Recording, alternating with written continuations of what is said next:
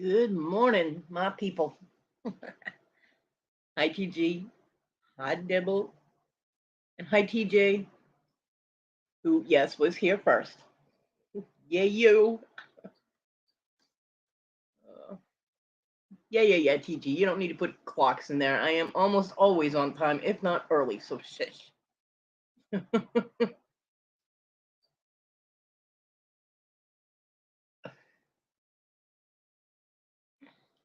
Because I know when I go to a chatterer event or whatever live, and it's supposed to start at a certain time, and you're sitting there, and it's like 5 minutes past, and you're like, "Hello, are you guys coming? What are you doing?" It's annoying. Well, Santa got an eyeful then. Santa Claus is watching.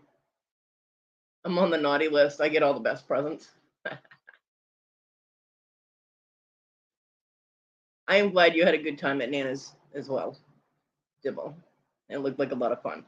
I wish you guys had the camera set up so that we could see like the full costumes instead of just like the upper half, because with you it was almost like from the shoulders up because you're little. But yeah, and Greg's was amazing. Yeah, no, TG, you're not.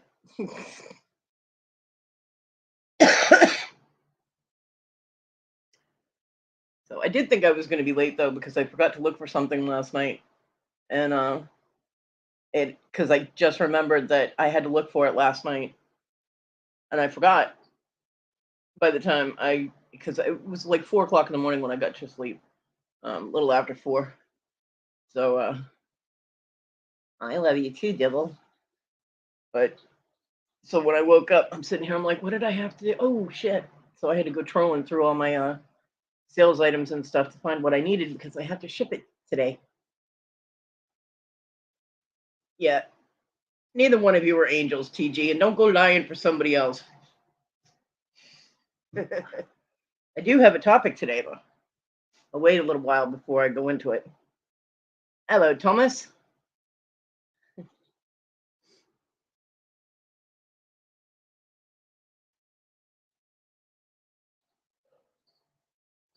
Hope everything is going well over in Australia. Thomas, hope the kids are okay, and family, and all that.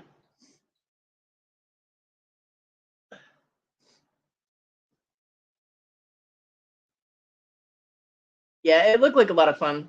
It did.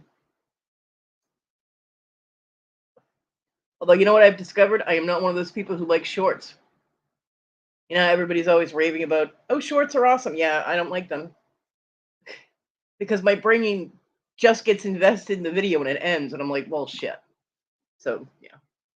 Alive is good, Thomas, especially when you live in a country where everything tries to kill you. So I'm glad you're all alive. Alive is good.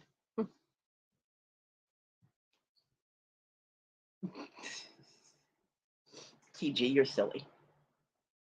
Because I know what that is over there. My neighbor Susie, I think I've told you guys the story. My neighbor Susie went to England. I forget why.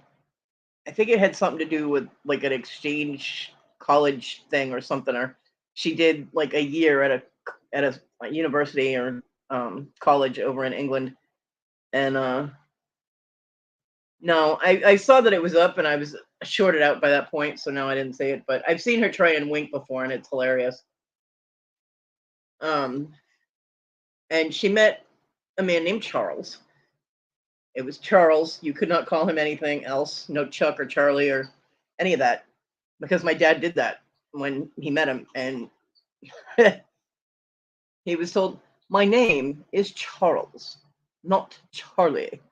So yeah. Um, but when Susie met Charles's sister, being American, she was admiring her outfit and she was like, "Oh wow, I love your pants." And the girl immediately started checking her clothes because she thought her underwear was showing. So yeah, Susie told me that story and she was thoroughly embarrassed. But I remembered. So yeah, I know what I like pants. Yeah.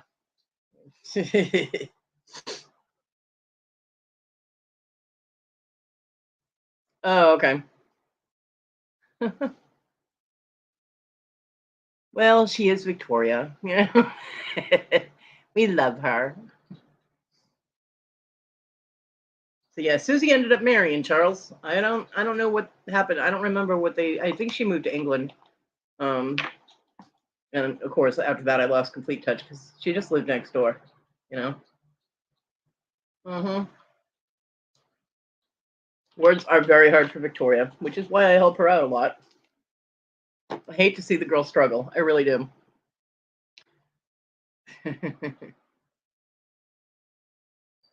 I'm one of those people that can't actually wink back and forth. Like I can switch eyes and like wink with one eye and then switch it and wink with the other and go back and forth.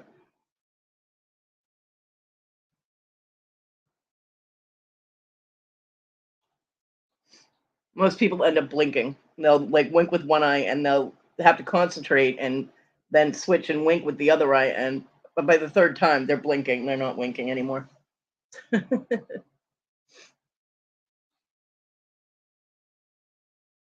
All right, so we have 13 people in here, so I can touch on my subject here. I was not moderating during the auction I'm talking about. You can't wink without moving your mouth. Interesting. I'm trying to do it and see if my mouth moves, and I have no idea. It's possible because I mean you're switching, you're using facial muscles. So TG, I'm not even going there. So as I was saying, I was at the auction, but I was not moderating or involved in the running of the auction at all. And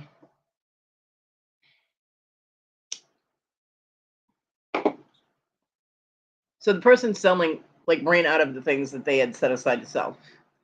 So people started asking about stuff behind them because you know how we do. We start shopping in people's background. Um, and something was asked about an item behind them, and the question was, "What is that? Like, you know, can I see it?" So he grabbed it and he was showing it, and he gave a buy it now price, and someone else got it rather than the person who had initially inquired about it. Nobody, three people were upset about that. The person that had inquired, although they didn't really say too much, except I asked about it. Um, one of their friends, and then someone else who went on a little bit much about it, um, kept bringing it up and said that there should be a new rule in place. And this, and I was like, new rule for what? You know, and they said that the person that asks about something should be the one that gets it, and someone else shouldn't be able to steal it. Not steal, but shouldn't nobody else should be able to, you know, try and get it. Now this is a very fine line, and in the end, it is up to the seller how they sell their item, right? If somebody asks about something and they put it up as a buy it now for everybody in the chat to have a chance at it, that's them. Okay. Hey, bitch. Good morning. Yeah, Thomas was there. um, Now the person didn't say, "Hey, I'm interested in that," or you know, they just said, "What is it?" and they showed it. Yeah, first dibs. The first person who gets the buy it now price. Now, if the seller had said, "Okay, you're interested in this," and said their name, I will sell it to you for, then yes, that would be a direct sale to the person who had inquired. But the seller didn't do that. They put it up as a bin. Now it's completely up to them how they sell their item. And honestly, they could have put it up at an auction at a you know, starting bid, and they probably would have gotten more money for it. But they presented it as a buy it now. Someone else got it, and someone in the chat was very upset about this to the point where they started snapping at me because I was like, "This is how it works." And Thomas, you have no idea how hard it was for me to sit on my fingers and continue to be as polite as possible. um, because it got to the point where the person was like, "WTF? Why are you even commenting on that? It got nothing to do with you." And my answer was, because I'm a moderator and I know how this works. My opinion is valid. You said it in open chat, so therefore anybody can make a comment on what you're saying. But it was getting to the point of disrupting the auction, and I actually messaged one of the people that was in charge. Oh, thank you, Thomas. Um, I messaged one of the hosts, and I was like, "Look, this is getting really disruptive," and that's why they said something and out loud. Um, Now I know that, for an example, Mr. Jim is very fair and he's awesome. And if he has an item that, say, he has a buy it now items and he puts up 5 of them, they're all the same thing. Buy it now, your choice. Um, what should we use an example? We will use an amethyst ring. Okay, say he has amethyst rings and they're buy it now or pendant. We'll do a pendant because you don't have to worry about sizes for that. An amethyst pendant.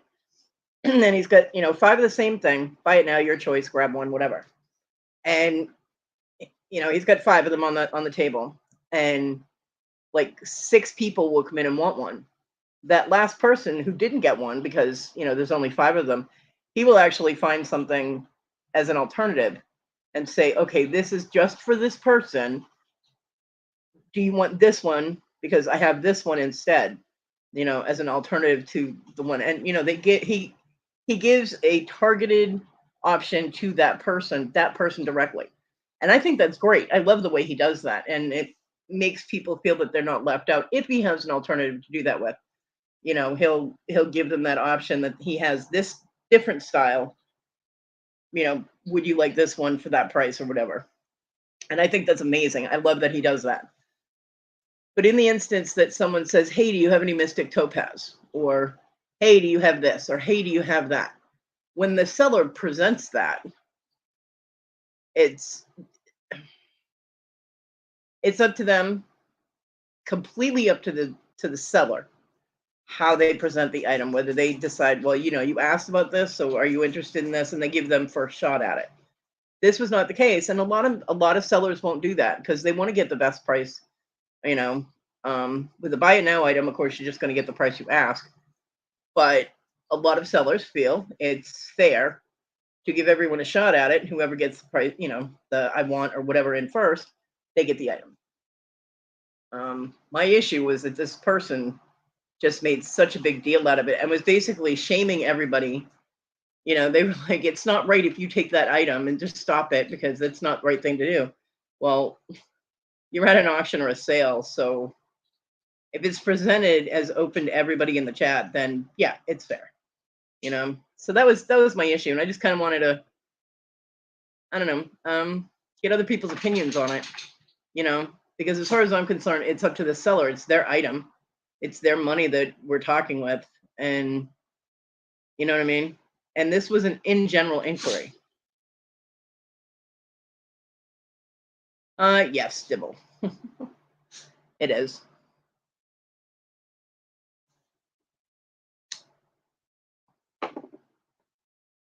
Yeah, exactly, Thomas. All he asked was, what is that? And I'm not going to say the exact item, but what is that item behind you? And a lot of people ask that. Like, someone asked about something else that was behind him, and someone else ended up getting it, and they weren't all butthurt about it, But apparently, they got very upset because, yeah, he literally all he said was, "What is that?" I mean, you could see what it was in general, but he wanted to see it up close. Well, that's fine. Then is then, exactly, Danny Mae. Danny Mae, by the way, you won a contest, but you weren't there, so you didn't get it.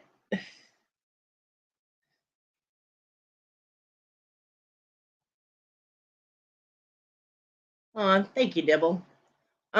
Yeah, it seems if I'm moderating later at night, like last night I jumped in when the person that was on Ella's channel on Thursday, the wheel spin, it was for anybody who'd left a comment on her videos. And there were a lot of, she spun it like 3 or 4 times until she found somebody who was in the chat at the time. And I was like, well, I can message her and she might see it and come in here, but is that cheating? And Ella was like, yeah, that's cheating. So I couldn't message you and let you know, hey, you won, get in here. I'm sorry. Or I would have. Sorry, honey. But your name did come up, so I figured I'd let you know. But with Ella's when she does the spins the wheel for people who have commented on her videos for those giveaways, you have to be in the chat. So but yeah, I've noticed if I'm moderating later at night, 3 packs of Pokemon cards. I think it was 3 sealed Pokemon cards. Because I've been using my hands during the day, my hands seem to be more affected later at night, I think, because my hands are basically just done. But I did jump in last night because the person who had been moderating had to go for like a half an hour. So I did jump in and help last night until they got back. But like when I moderate for Ella at either 10 a.m. or 1 p.m., they don't hurt as bad. Although the past 4 or 5 days, man, my arthritis has been acting up fierce. I have not gotten much sleep. Thomas, the styes are gone, so that's a good thing.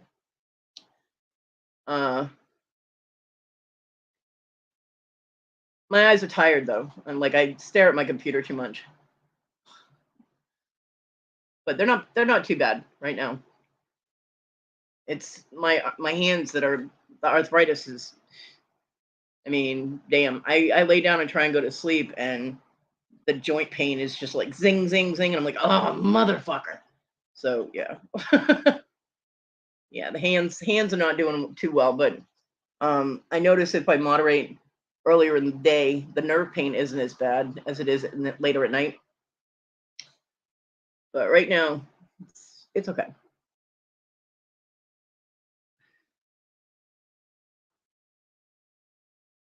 Thank you for asking. See, I'm just glad the styes are gone, man. Oh my god, that was a pain in the ass. Pain in the ass. Oh, I gotta show you guys. I gotta show you, and hopefully it doesn't lock down my computer, because we all know that could happen.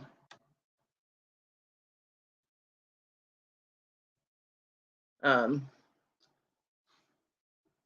yeah, I have so much fun moderating for people. I do.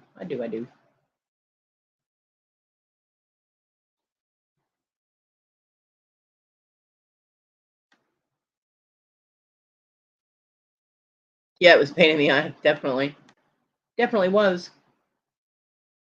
Whoops, did the wrong thing.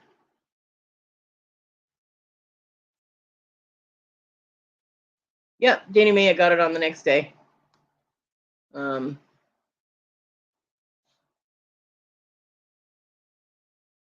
Because Social Security came through, and I got my money. All my bills are paid up.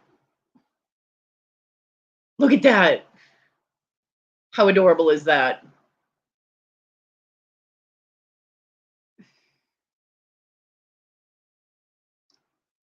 He's lavender and white and green, and then of course the flesh color for his little nose. Isn't that adorable? My mother made that. She knitted that. The woman's got some serious knitting talent. And she said she might even make some that I can sell. No, I didn't get a phone, Dibble, but my phone got shut off because I didn't have the $83 and some change for the bill. So my phone was off for like 2 or 3 days. Yep. Isn't that adorable? He's gonna sit under my Christmas tree when I put my tree up. So yeah, Mom said she would make me a few and I could try selling them. So I thought that was cool.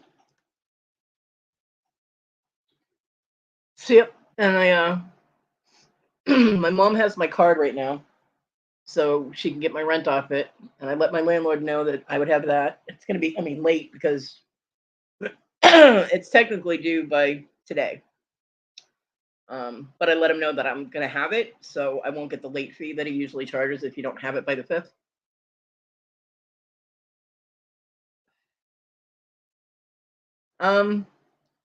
I don't want to spend that much money, Dibble. I love this phone, and I would have to get the exact same thing. So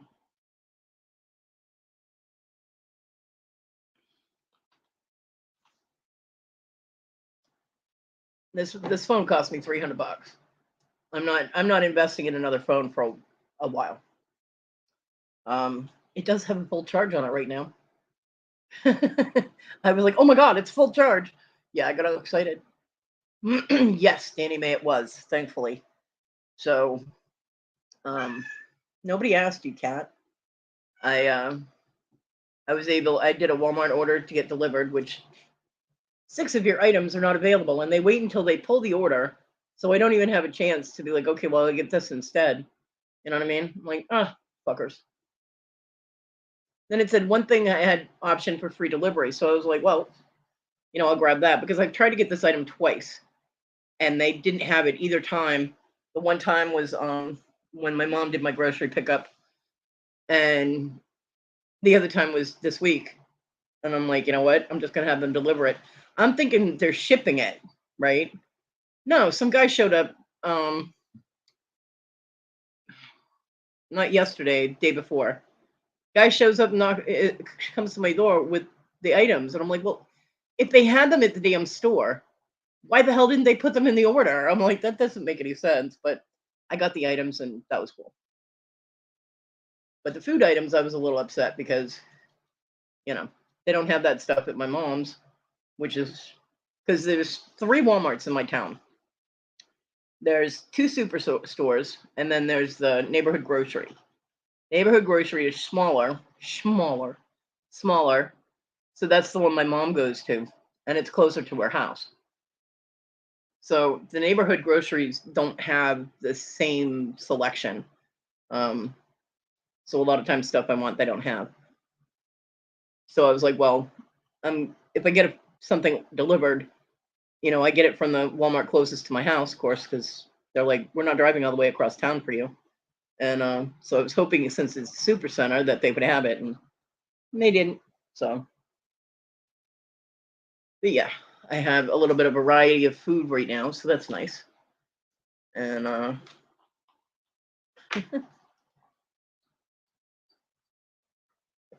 and I got the dog and the cat's flea stuff. The cats are very happy right now because their stuff came in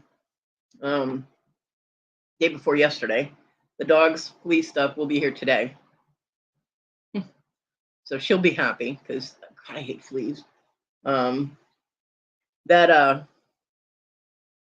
Nextar stuff, like they have Capstar, which is is supposed to get rid of a flea infestation. It works for like 24 hours, and then the same company has Nextar.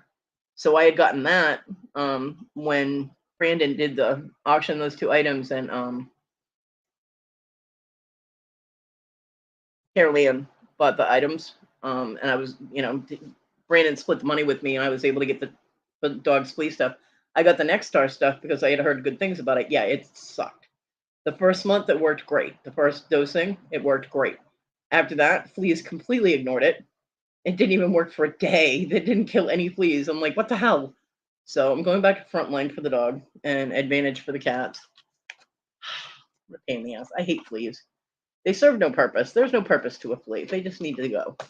So I ordered that. I ordered a new pair of gloves for the wheelchair to maneuver the wheelchair around because the ones I'm using, I have to keep duct taping because it wore holes through them. So I ordered those.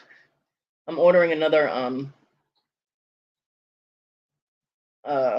it's a support rails. They're supposed to go on, either on the toilet, in front of the toilet, so it kind of wraps around the toilet, helps you stand up. Well, I use the one that's in my room. I use to get off my bed, and in order for me to get out of the wheelchair and get to the shower bench, transfer bench, I have to drag it from my room to the bathroom and then back. Meanwhile, the cats have escaped and the dog's all over the place, and it's a pain in the ass. So I'm ordering another one to keep in the bathroom. And necessity things like that. And while I have the money, and I still have enough for my rent, of course. And then my mom's like, well, hold on to some of it because it's getting colder and your electric bill is going to go up. I'm like, really, Mom? I'm 53. You think I don't understand changing seasons in the bills? Sometimes she talks to me like I'm an idiot, kind of irritating, but yeah. So good morning, Jennifer. But yeah, I'll be able to do a food order for her to pick up so she doesn't have to buy it, which makes me feel better. Um, you know, and all my bills are paid up even. I will have to I paid up the back amount on my internet bill, and when it hits my internet bill should hit today or tomorrow for, because they bill you in advance. That should hit today or tomorrow. I'm going to pay that. That'll be taken care of. So everything is absolutely paid up current. I don't owe any money on any of the bills. It's a nice feeling. I like it. So physically, I might be having some issues with my hands or my eyes being sore or whatever. I did, Jennifer. But emotionally, I'm riding a high right now. I'm good.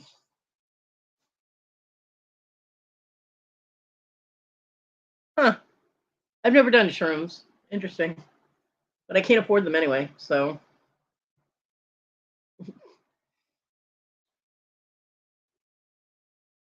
okay, I will. So, yeah, it's a good thing. And the last 4 packages will be going out today. I got all the other ones out. Hopefully, everybody received their things all right. I've gotten zero feedback from anybody. So, as far as I know, nothing went wrong.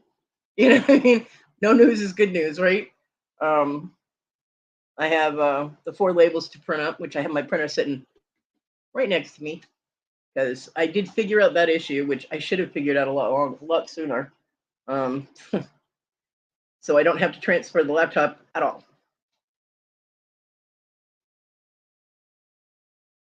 Oh, okay, cool, Dibble. I'm glad you got my back on that.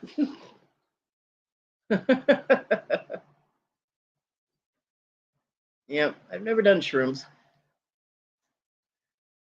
Um, yeah, I was going so crazy with not being able to do my labels with my mom bailing on me and the whole transferring of the laptop thing and being terrified of dropping it that I was like, you know what? The printer fits in this little bag, and so I just stuck the printer in this little. It's a little Walmart. Um, it's a little blue, like small. They're recyclable shopping bags. I forget where I got it. It was from a Walmart order. She walked in and just put it. It had all kinds of like coupons and samples and stuff in it. So I put it in that, and I brought it in my room. And I mean, yeah, I would have cried if I had dropped the printer, but not as much as if I had dropped the laptop. You know what I'm saying? I could do a fundraiser to get a new printer, but I can't do a fundraiser for the laptop because I wouldn't be able to communicate to do it. So the lesser of the two terrifying things, I brought it in my room. So all I have to do is plug it into my power strip, plug it into my laptop, and bam, my beautiful Susanna. Good morning. And good morning, Tina. How the fuck are ya? um, so yeah, so it's easier to transfer the labels out to the studio to do my packing than it is for me to transfer the printer, the laptop. So yeah. Hey Jessica, good morning. So yeah, so I solved that problem and I feel really stupid because I should have done that in the first place and I didn't. So, you know, and I know Jabby has been very patient and Susanna and Nikki, very patient. Oh, thank you, Jessica. So it's all getting printed out, packed up, and out today. I've already got it scheduled for pickup. Yes, I do. And then that will be taken care of. And I hope people don't hold it against me that took me so damn long. And that when I do another sale, people will buy stuff. Mm.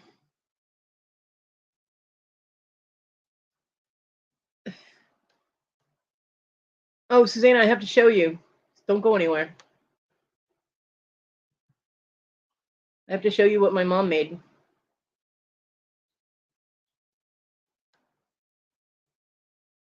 I love this thing. It's so adorable. Susanna, looky. Jennifer, looky. My mommy made it. Isn't that so cute? He's so cute. Oh, Jessica, look. My mom knitted that whole thing, except for the beard. She had to buy that, but it's so adorable. Johnny with a long beard. I think he's so cute. And this is a gnome she won't steal from me because she's got 4 of them at her house in what she calls normal Christmas colors. She asked me what colors I wanted. I was like, purple. So that's my little gnome, as my mother says. He's so cute. He makes me smile every time I go through my living room, my studio. He makes me smile. So yeah, and she said she would make some that I can try and sell. So that's cool.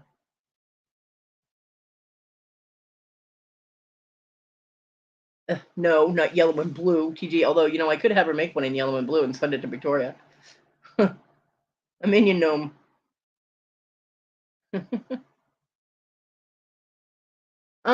No, this is actually the first time I've showed it because I didn't have phone service the last time I did my show. So, or time before, I don't know. I wasn't able to email it to my email, so I couldn't get it on my computer. So cute. It makes me happy. My house is filling up with gnomes.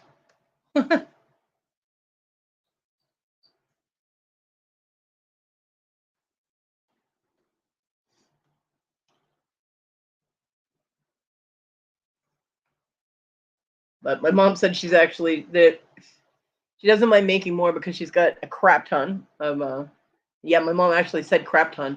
I was shocked. A crap ton of yarn, and she needs to use it because it's driving her crazy, piled up all over the place. So, yeah.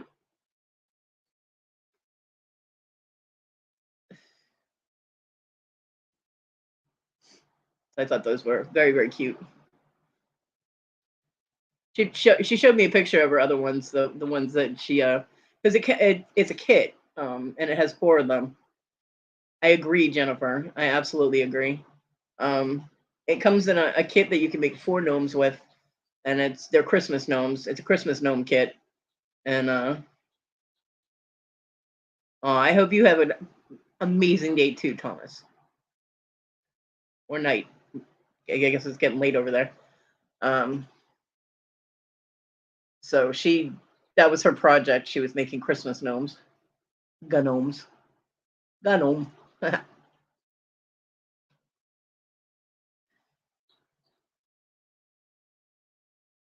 Yeah, gnomes could talk.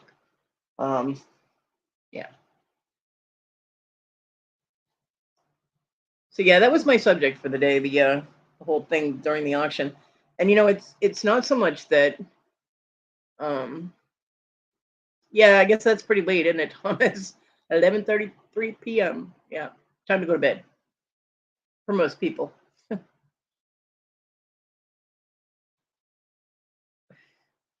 Um, if someone inquires about an item, should they be, specific? It wasn't so much that; it was just this person made such a big deal out of it, like scolding everyone and continuously bringing it up, even after that seller wasn't on the screen anymore. And I'm like, it was disrupting the chat. It was getting irritating, to be honest with you. And the person is normally very sweet. I mean, I've never had a problem with them, but disrupting the chat to the point where people would get annoyed enough that they're going to leave interferes with the people who are selling it, interferes with their ability to make money, and that's not right. If you are ever in auction are ever in an auction and you are upset with something that happens at for this from the sellers or the presenters or whatever, not from the people in the chat so much, but with the way it's run or the way something is done, you contact the hosts, contact the person who owns the channel, or contact the seller directly, saying, I don't think it was right that you didn't blah blah blah blah blah or whatever. But don't keep harping on it in the chat. You're disrupting the chat. You're disrupting the flow of selling things. You're interfering with people's ability to make money. and that's why they're there, is to sell their stuff. So it was disruptive. There was an issue in another auction that was directly related to the moderator. I was not the moderator for that either. Um,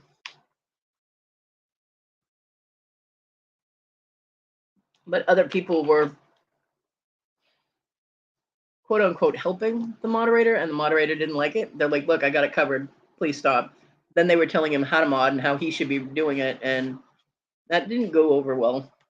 Just let the moderator mod. If you have an issue with it, contact the person who owns the channel.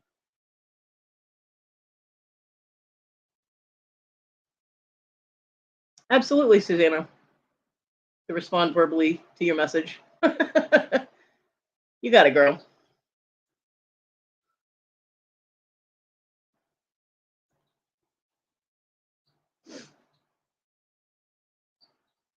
So there are a lot of things that moderators are in charge of. Okay, they're in, when there's someone who's moderating, they're in charge of trying to control the chat and not let it get all chaotic and all of that. Now, the reason that the moderator was having a hard time doing that was because this was something that was, it was rapid fire items, and almost like when we almost like when they do the marathon. Okay, people had a certain amount of time to present. They had to get their items in, they had to present them. So it was rapid fire. The moderator was trying to keep up with that, which is difficult to do when it's that fast. So that's why they weren't really seeing what was going on. You're welcome, honey. So it was not the moderator's fault that this happened. But when it was brought to their attention, they did stop the chaos in the chat. It stopped, which was good. Eating red velvet cake. I could never get into red velvet cake. When I moved to South Carolina, everybody's like, "Oh my God, you're gonna love red velvet." No, I didn't. And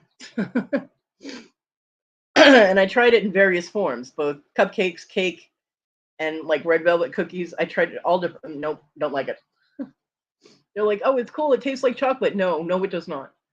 But anyway, moderators have a lot of control in the auction. That's what they're there for. But with something like how someone sells their items, that's completely up to the seller. So, and it was mentioned, well, the sellers don't always see the chat. Well, that's fine. It was brought to their attention that someone wanted to see the item. They read it in the chat themselves that someone wanted to see the item. So they grabbed it, they showed it, and then they put it in for a bin for buy it now. That's completely up to them. Yeah, you would think that, Dibble, but it does not taste like chocolate cake to me. Eggs and pork chops for breakfast. Interesting. So, as a moderator can't tell a seller how to sell their item. The moderator can't go, well, so and so inquired about the item, so you should give them first option on it. That's completely up to the seller. So for that person to be, I understand that they were upset, and from the point of view of the person who inquired about it and their other person who was interested in the item, that they were actually probably going to buy the item for, or they called it into the front of attention for that person. From their point of view, I can see it. Hey, Wildflower, good morning. That they inquired about it, so they should have been given first option. I can understand their point of view and why they were upset. And by extension, their friend was upset about it. But to continuously disrupt the auction by, scolding everyone and saying, it's not right and there should be new rules. Well, no, stop that. If you have an issue, then contact the person directly. And if you're going to make comments in open chat, expect everyone to make a comment on it. It'd be like being in a room full of people and you saying something to somebody. You are not in private, okay? You're not in a private discussion with somebody if you're in a room full of people. Anybody around you that hears that conversation can pipe in on that conversation. So if you make comments in open chat, it's going to get commented on. Some things might be valid, some things might not. But as a moderator, I know how that kind of thing works. And like I said, it's completely up to the seller how they present or sell their items. I was giving a valid opinion. So I had to let it go though, because my temper was starting to go up and my mass hole was very close to the surface. And I don't want to be the one. Bye, Jessica. Have a great day. I don't want to be the one that everybody remembers as being, the douchebag that disrupted the chat so bad that it interfered with someone's ability to sell an item. So I was I was sitting on my hands. Yeah, I was like, but and I didn't want to cause issues with, three people that I don't have issues with.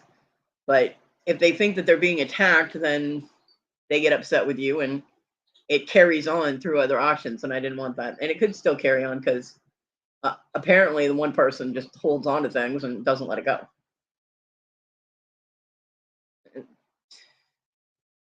Which is fine as long as, when I'm moderating, if they're in the chat, it doesn't interfere with the seller's ability to make money.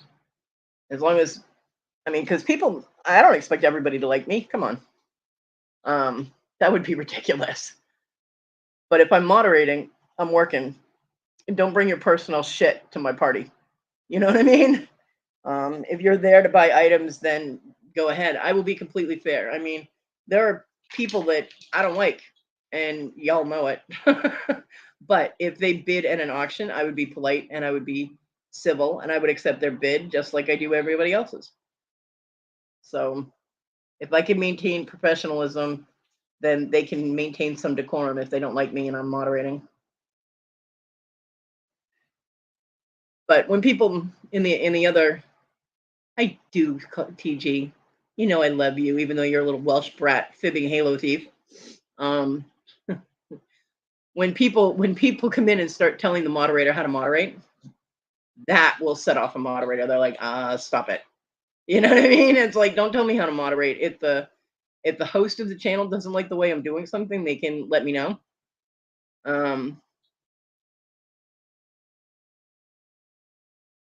Jennifer, I don't what? Like me or like TG?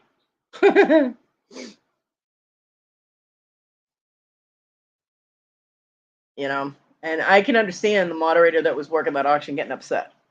I can, because even when they were told please stop doing that, they kept doing it, and then they were making little digs and comments and instigating, which completely unnecessary, because that's not right. Don't instigate your moderator. They're doing a job. They're trying to keep control of the chat. They're trying to keep the auction moving smoothly. And every moderator has their own style. I do the BAM. I don't type out actual like last call or fair warning. I do some silly little comment, which in effect takes up that space of last call. So it's the same thing. Even if I say you get no warning, it's still, that's your warning. You know what I mean? It's just, that's my style because I'm a sarcastic bitch. So, it goes into everything I do. I know Rhonda. Hi, Rhonda, if you're lurking. Rhonda does going once, going twice on the same line, and then she'll do the rest of her thing. Yep, and I have my BAM. My BAM is my gavel when something is sold. BAM, sold too. Yeah. Oh, no fibbing in my chat, TG. So every moderator has their own style. Some people will say sold, sold, sold. Rhonda, Wes, and a few others say all in, all done. Everybody has their own thing that they incorporate to make their style of moderating unique to them. And people were taking exception to the way that the moderator was doing their thing. And I'm just like, look, just leave the moderator alone, leave them alone. So if you are at an auction, speaking in general, if you're in an auction and you don't like the way the moderator is moderating, contact the host of the channel, because they're the one that asks the moderator to moderate. It's not like we run around and solicit people. I mean, a lot of times if we see somebody and they're struggling, we'll be like, do you want me to, help you out? Do you want some help? I can moderate in the chat or whatever. And I've done that. I know Rhonda's done it. I've seen a lot of moderators do that, because we can't stand to see someone struggling when they're trying to do an auction and moderate for themselves if they're having a hard time keeping up with things. We don't like to see them struggle, But other than that, we don't run around and solicit, hey, do you need a moderator? Because I'm available. At least I don't. I don't pimp myself out like that. But I'll say 9 out of 10 times, the host of the channel is asking somebody to moderate for them. So they apparently like the way that they moderate. So leave them alone. If you don't like something going on in an auction, contact the host, not in the chat. I mean, it's the equivalent of, say you worked at a jewelry store. Well, Jennifer, the complaint was that they were doing it too fast. They weren't doing it going once, going twice. Last call. They moderate fast, but anybody that's been in chats with them knows that's how they moderate. So if you want to get your bid in, you better get it in quick. And these people that were complaining have all been in auctions that the person's moderated before. So I don't know why all of a sudden it was an issue. I think because someone didn't get an item they wanted because they weren't fast enough. So irritation, happens. Like, hey, I wanted that, but it's called an auction. You got to get your bids in. That's kind of how it works.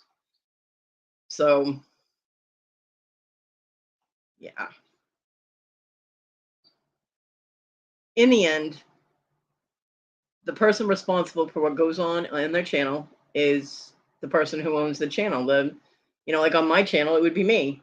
If I was hosting an auction and there was a big brouhaha about something in the chat that had to do with either the way the moderator was working or how the sellers were presenting or whatever, one, if you have an issue with how a seller is presenting something, you need to contact the seller. If you have an issue with how moderators work or whatever on the channel, or how the host is being, contact the host. Yeah, I agree, Jennifer. I agree. And there is lag and there are people slow connections. Well, the people in the auction, that's not their fault. It's how shit happens. Shit just happens. I mean, if your internet is slower, there's nothing that the people that are running the auction can do about that, or the moderator. Yep, slow buyers don't win. I mean, I've had complaints about me calling it too fast, and I actually do a count in between going once and going twice and whatever comment, and then my final bam. I've had people say that I go too fast. Then I've had other people that are like, call it already, and I'm like, people, make up your mind. Don't tell me how to, And I check with my host all the time. Is there anything you want me to change? And they all tell me no. So, it's up to them. And I'm not the kind of person who's going to get butthurt if someone says, well, could you stop making the comments and just say last call? If they want me to do fair warning or say last call or fair warning or whatever, I will make that change without getting all butthurt that they don't like what I do. It's their channel. It's run the way they want. So if they want something changed, I can accept, constructive criticism or the fact that they want something different. Right, Dibble? Yeah, I do too, Jennifer. When you're sitting there looking at the same item for 10 minutes and nobody is bidding on it, drives me absolutely crazy. Yeah, TG, I won't. Or if the bidding, sometimes moderators have to prompt the bidding, because you'll have like, 2 people bidding on something and you're waiting for the next person to either go out or give their bid, and it's like 3 minutes later and it's like, hello, are you in the auction or not? What are you doing? So I'll be like, are you in? Are you out? What are we doing? Because I'm going to call it to the last person that put a bid in. Yeah. Or The one I love is when someone wins an item and it's for choice, and they should already know what they want. I mean, they're bidding on it, right? So if there are 5 different items up there and you have your choice of 5 different items and you win the bid, you should already have typed in which ones you want. Don't make us wait for 5 minutes for you to, I don't know, get back to your computer or whatever. Just tell us which ones you want, because then we're sitting there waiting for you. We can't move on until you pick the ones you want, and then we can give the next person down the line the choice, and then give it open to everybody for that price. Nothing can happen until you tell people which ones you want. So don't go wandering off when you win the item if it's for choice, please. It drives us all crazy.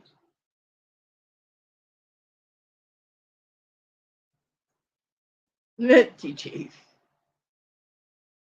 But I mean, there are things that are going to irritate people all the time. I mean, you cannot please 100% of the people, and I understand that. I do. Um, One of the things I've gotten caught out on is if nobody's bidding on something and it's been, a good 3 minutes or something, and then one person puts in for the item, and I'll put in, any other interest, and then I'll wait a few minutes, and then I'll start calling it down, and all of a sudden, you know, or I'll just, because there's been no interest, you got one person interested, I'll do the BAM. I won't do the countdown because there's nobody else bidding. What's the point? We've already been looking at the thing for 3 minutes. One person put in the amount, so and I'll put in BAM sold, and right after I hit enter, somebody will come in with another bid. And that's when I have to ask the person selling, do you want me to retract my sold? Because they came in after the sold, but I did not do a countdown. So I try not to do that unless the person selling the item says, okay, sell it to blah blah blah, and then I'll do the BAM and sold. Now I won't do it unless they say so, because I've gotten caught out on that, and people get angry, and I don't want to get anybody mad, because it is, I mean, legit, it's, if you're doing a bidded item and you don't do the countdown so that somebody can be like, oh wait, I want that, or whatever. I feel bad if I just do, well, nobody's been bidding, blah, blah, blah, I'm just going to do the sold. And then they come in right after that and they're like, hey, and I'm like, oh, crap. But I will ask the seller, I'm like, do you want me to retract my sold? Because I didn't do the countdown. Again, it's up to the seller. If they say yes or they say nope, they should have gotten their bids in faster. It's up to them. It's their item, it's their money they're making. So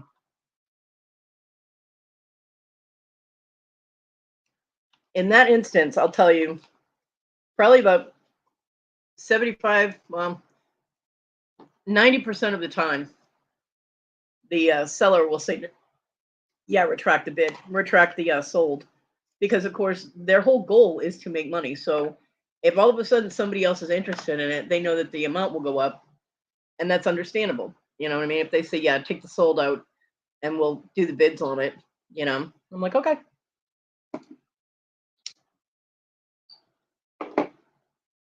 I do try and be as fair as possible. I really do.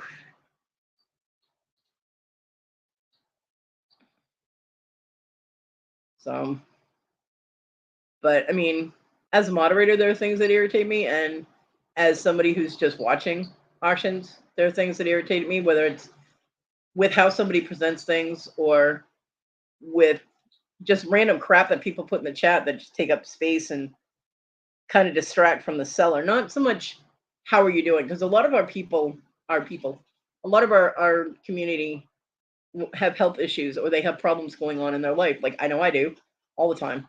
And it's nice when someone's like, hey, I haven't seen you, and how's everything going? Or, did you get that taken care of, like you guys did in here with asking about the Social Security, which I appreciate that you guys, are thinking about me.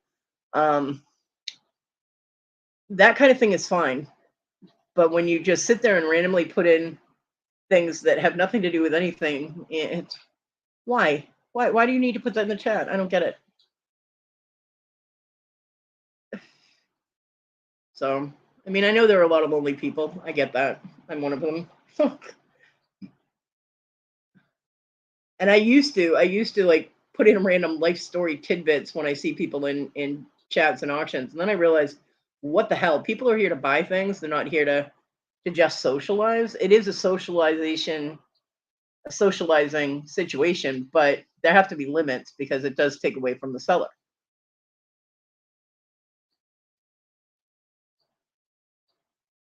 Oh, you go dibble. Always nice to find stripper shoes. You wear a 3. God damn, girl. I'm gonna start calling you tiny feet. Instead of happy feet, tiny feet. Nice. Always nice to find those deals that you normally can't find. And at Goodwill no less. That's awesome.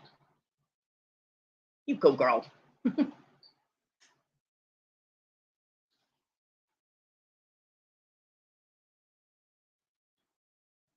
Shoe snacks. Makes it feel like you're gonna eat shoes.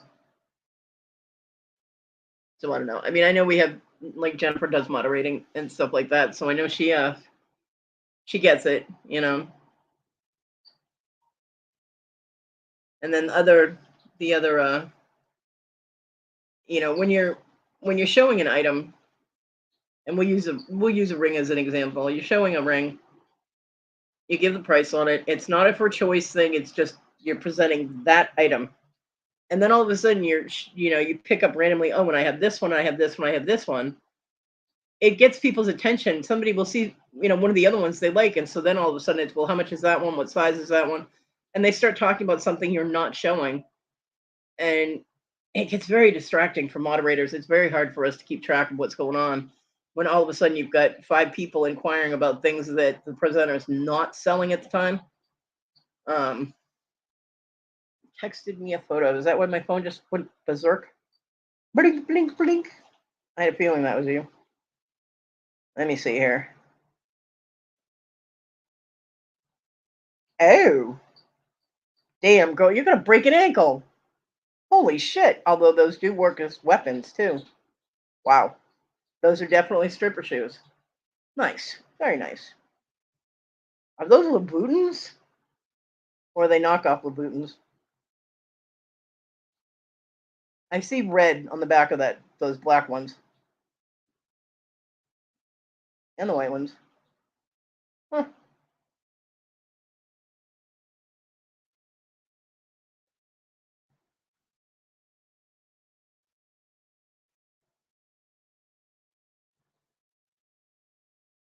Um, but yeah, it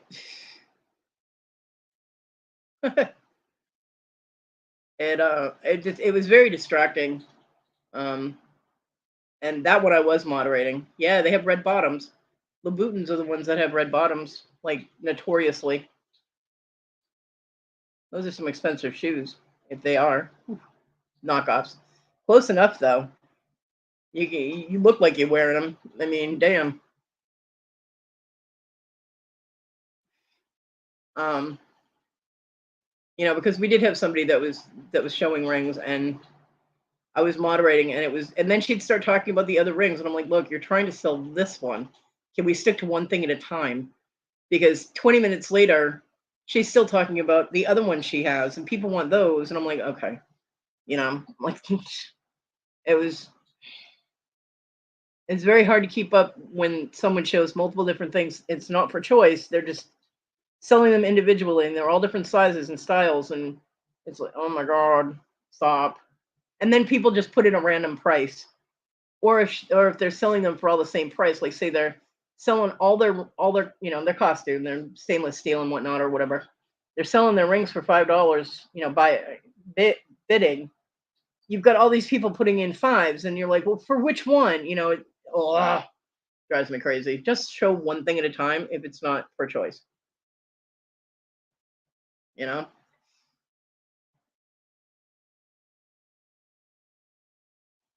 that drives me crazy.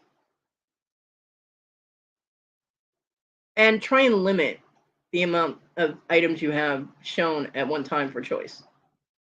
I mean, like Nikki does it really well. Nikki can show, a dozen things on her camera, and they're usually all different. Like when she puts her brooches up, she can put 10 brooches up. They're all different brooches. So And when she says, $5 starting bid for choice, they get to the winning bid. You pick out, flamingo or third from the right or whatever. It's easy, but when people have 20 items and it's for choice and they don't have them displayed because, like me, they don't have a second camera, it's don't show more than what you can hold in your hand. You know what I mean? Mm.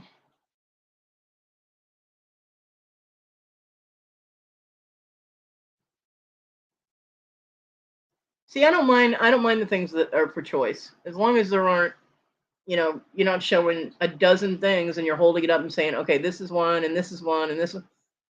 And by the time you get to the 10th thing, people have forgotten what the first one was. You have to go through them all again, and it takes a lot of time. So,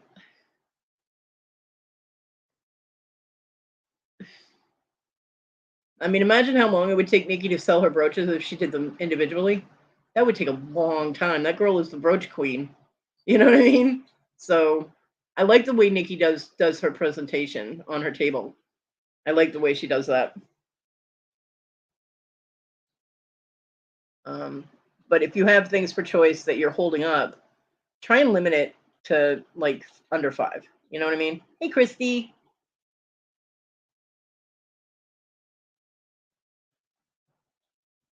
Yeah, Jennifer, I agree. But the thing is people want the one they want, and they don't want to take the chance on someone else getting the bid. Like, say Jennifer and I were bidding against each other, and it was for choice, and the bidding started at five.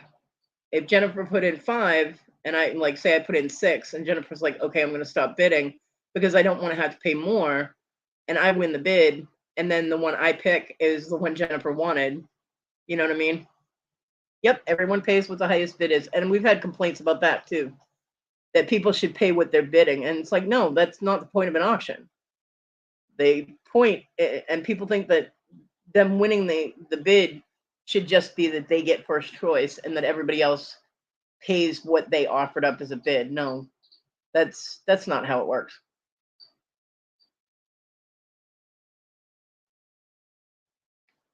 It's like you're bidding on something to, yes, get first choice and to get the items and the ones you want. But if you go out, you're given the option. You be glad of it because they could clean sweep it and say, okay, they got their choice and I'm done. Then that item is offered. The rest of the choices are offered to everybody. I always try and do like the people that are bidding first in order of the way it went out. Um, like say it was Jennifer, Debbie, and Christy that were bidding on something, and Jennifer won, and Debbie had gone out last. Then Debbie would get the next choice, and then Christy would get next choice, and then after that, it's open to everybody to get it at that price. Yeah, and a lot of people do, Jennifer. A lot of people do, because obviously, if they wanted to go that high, they wouldn't have stopped bidding. You know what I mean? But a lot of times people go out because they don't want to keep bumping up the price. Like you said, they'll take their chance on getting the one they want and hope that someone else doesn't go, I want all of them, which has happened. And then people are like, oh, I wanted this one. Well, then you should have kept bidding. That is the point of an auction, is to increase the amount of money the person's going to make on the item.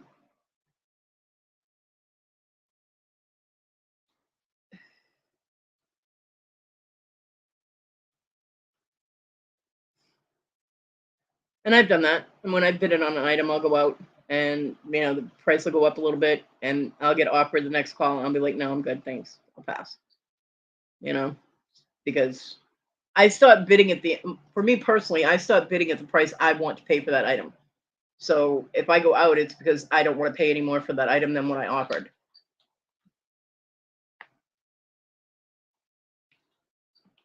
If the winning bid is less than like $3 from when I stopped, then yeah, I might go for it if I really want it.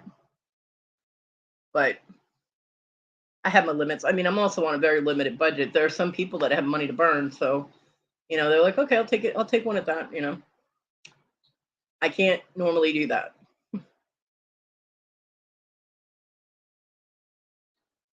I did get a couple of things last night. I because I bought some candles from Nikki, and they need the taper candle holders, and I don't have any. Well, I know I have some in the land of everything in my room. Yeah, Christy, there's always some drama in auctions. At least a little bit. There was a little more than necessary last night, but there's always at least a little bit. But yeah, I got some crystal they're like little crystal balls cut like faceted candle holders for pillar candles. I got those from Pamela last night, and then I got a I got a dragon ashtray from Kretzer, Parts at Jack, and he had a dragon incense holder. Hey, casual. Yes, I'm live. Yeah, Dibble. And I got some dragons because I love dragons, and I was like, ooh, dragons. So I couldn't resist that too. So I did get a couple of things last night. But even though I'm trying to be as cautious. They're good, casual. They're very good. Irene, I have to show you my gnome. Sorry, guys, you get to see the gnome again.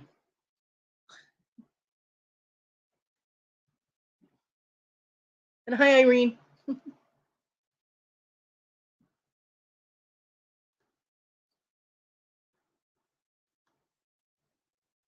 I was told I had to show it to you or not show it to you. I'm not really sure which because it might have been a typo. But look at my gnomey. Isn't he cute? He makes me happy. Yeah, casual. My Social Security got fixed, and they did give me my retro for October. Got gnomes. Yep. Irene, my mom knitted that. The whole thing is knitted by my mom, except for the beard. That's the roving stuff. Yeah, Cody's rich. Sure I am. Isn't it cute? Yep, my mom made that. He's lavender.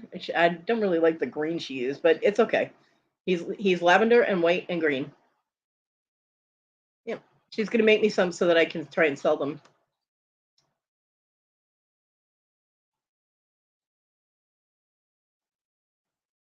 Yeah. Yeah, Cody's rich. But I want to know when that happened too. That would be so nice. It would. That'd be nice.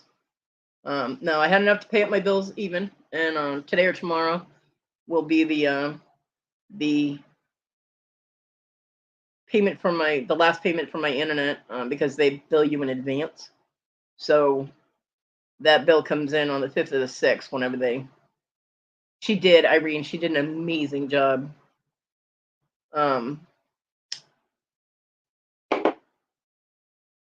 Yep, all paid up. The internet will be completely paid up. I mean, it's not behind because I'm just waiting for the current bill to come in, and that will get paid, and I will be all clear for the rest of the month. And my mom has my card. She's getting my rent for me. She'll bring that to me on Wednesday. So, yep. Oh, Jennifer.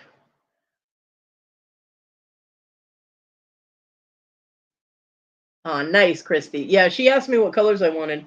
And when I told her I wanted purple, she was like, that's not a Christmas color. I said, you go into Walmart in their Christmas department and tell me purple's not a Christmas color.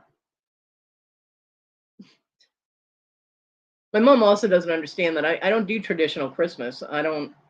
My holiday is a few days before Christmas. So, and I can use whatever damn colors I want. So she did make it in I think she got the lavender just because it's not as bam in your face, which I wouldn't have minded a royal purple gnome, but she used what she had, so that's fine. It's adorable, and I can't wait to see the other one she makes. Yep, and I've gotten a few things that I needed. I got the dog and cat's flea stuff. I got new gloves so that I can not have to keep duct taping my gloves for the wheelchair. Wow, Dibble, nice.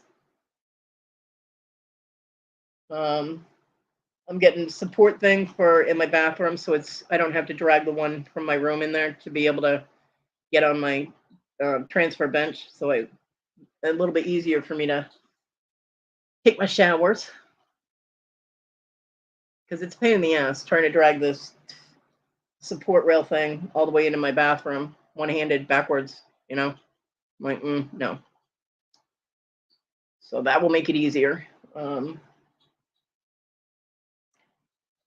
kind of on the draw about getting another pair of my compression gloves, because they're $30 and that's a lot. Because the ones I have, I need to wash them and they take a while to dry. You had to air dry them, so I can't wear them when they're wet.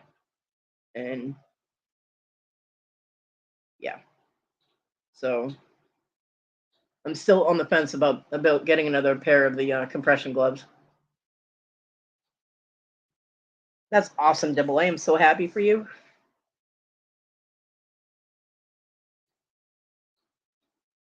And I got a grocery order. I did a Walmart order to get some extra food in my house, little treats here and there that I don't normally get.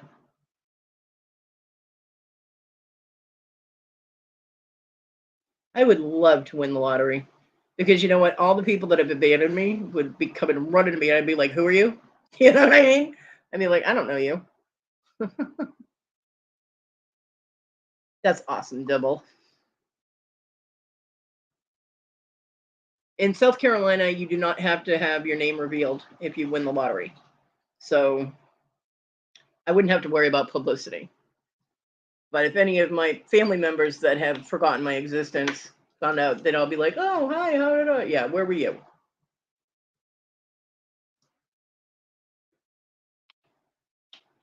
April blocked someone because she canceled her order. Hmm. It must have been a continuous thing, because I don't really, I mean, no, the compression gloves, you can wash them in the dryer. You can wash them in the washing machine, but you can't put them in the dryer. They have copper in them. They have a metal in them, and they're very elastic. And if you put them in the dryer, they'll get all screwed up. So you can wash them in the washer, which is good. Yeah, I'm thinking there's a little more to that story too. Um, I mean, my personal policy: if someone cancels something, or they're like, they don't want what they've ordered anymore, I'm like, okay, you know what I mean? I'm like, all right. Um, a house everywhere that is pretty. That's right.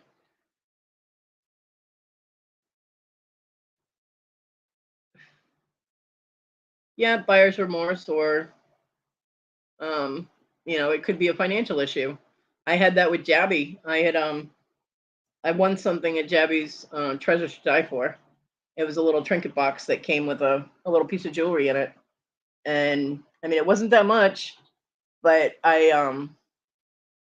when I won the item, I had money in my PayPal.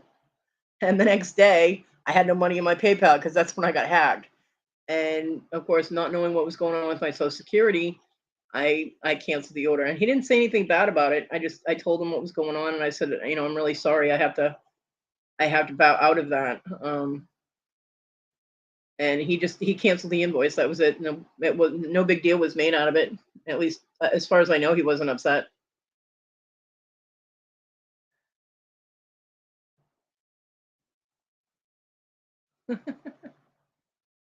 Yeah, Christy, it would definitely be a fun. It would be fun to be able to just go into some place and say, "Oh, I like that. I think I'll buy it," and not even look at the price tag. That that would be amazing to me, because I have to nickel and dime everything I do, and most of the time I can't get something because it's too expensive. So that's why I'm trying to be very cautious with the fact that I got 2 months disability in 1 month. Trying not to go overboard, because there are a few things that I've seen in auctions where I'm like, "Ooh," like Nikki had a little panda bear brooch, and me and bears, and I was like, "Ooh," and then I'm like, "What am I going to do with that? I don't wear brooches." I do at some point want to get like a long ribbon and put all the pins and brooches and things that people have sent me um, on it to display it when I'm able to do that. Because people have bought me brooches. Matter of fact, was it Tracy Cakes? Two people bought me things at the auction the other day when I was moderating. One of them was a blue fox brooch, because John's spirit animal was a fox. So whenever I see foxes, it reminds me of him. And this blue fox was absolutely beautiful. And I had mentioned that, just casually, not to try and get anybody to buy me something. And Tracy Cakes got that brooch and another brooch, and then had told Nikki to please send the blue fox to me, which was very sweet of her. And then someone else, Nikki had turtles, I believe. I'm trying to remember, but they were pendants, and they were stone. They had natural stones in them, and she had one that was an amethyst. And I was like, "Ooh, the purple one is the best." Nikki was like, "Yeah, that's my favorite color." I'm like, "Yep, mine too." And I really hope she writes down on the card who got it for me, because I cannot remember right now. But they bought it and had her send it to me. It was very sweet. I so appreciate gifts like that. I love getting mail. I love presents. I've told you before, there's an inner 5-year-old that's like, "Oh, presents," you know. Um, so yeah, it was just very sweet of people to gift me items. I really, really appreciate all of that.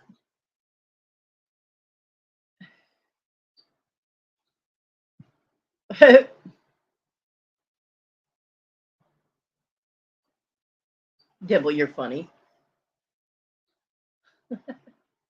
With TG, that person ought to get hazard pay and a raise, because they'd be working constantly.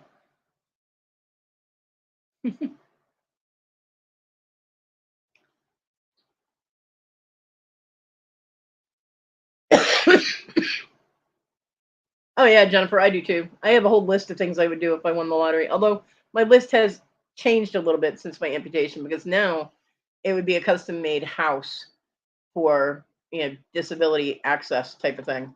Um, so yeah, that changed a little bit. I'd have to customize all that. But yeah, I have mine all planned out as well. Gold leaf TP. God. And then it turns out TG's allergic to gold. Wouldn't that suck?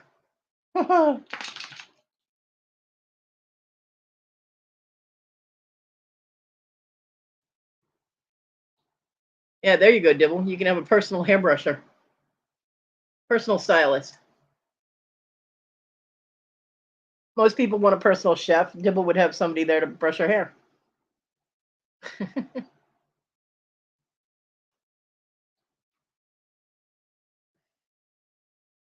Yep.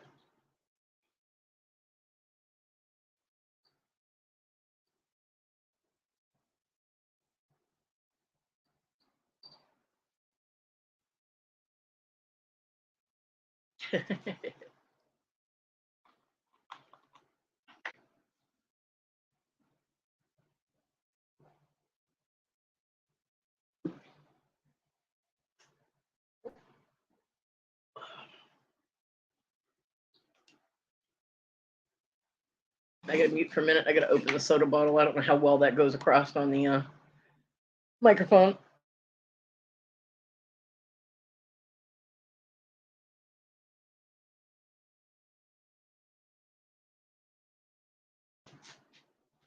That hissing sound you get when you open a bottle of soda always freaks out Onyx.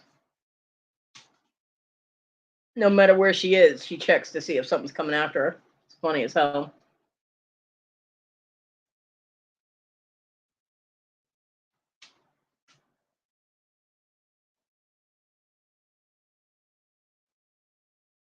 What does who need, Christy?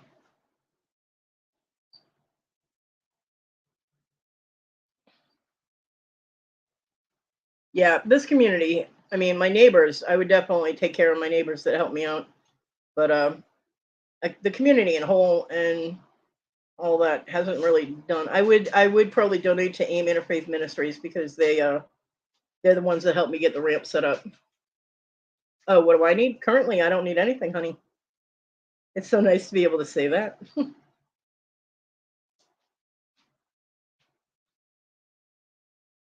Yeah, I'm good. It's a rarity, but I am very happy to say that I am. Yeah, it is a very awesome thing to do, Chrissy. I'm very happy to say that right now I'm okay. I've got food. Ow. Got the flea stuff for the dogs. Got random shit that I need that normally I can't afford. Got random shit that I wanted that normally I couldn't afford. I did splurge a little bit, not a lot, because I don't want to go crazy and all of a sudden be broke again. But Kodi has food. I know, right? And I'll be able to do my grocery order myself and just have my mom pick it up. She won't have to pay for it, which I am also very happy to say, because that bugs the crap out of me that my mom pays for my food all the time.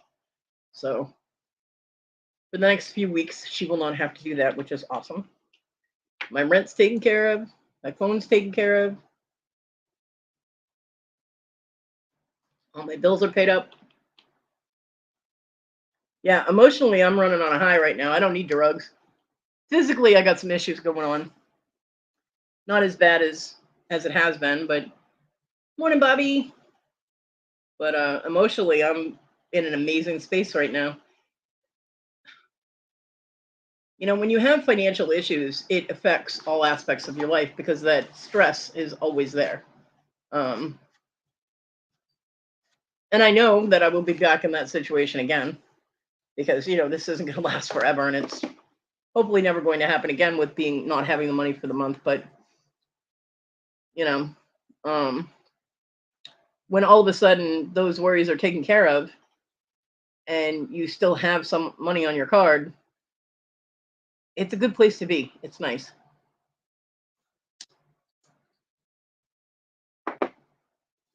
Because right now I'm in the position where, you know, if all of a sudden I need something, I'll be like, oh shit, I need that. And I can actually order it without being like, okay, I have to do a sale and get the money up to be able to do this or whatever. Or, all of that. I can just get it, which depending on price. Price always decides the fact of whether I really need something or not. you know, which is why I'm not getting a new phone because although the charging on this one is messed up, it does still eventually charge. Um, and I just can't see investing that much money in another phone right now. That's a lot of money. So,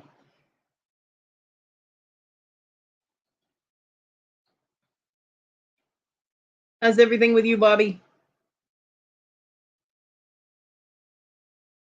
TG, you need to give that back to Kathy. Stop stealing Kathy's Halo.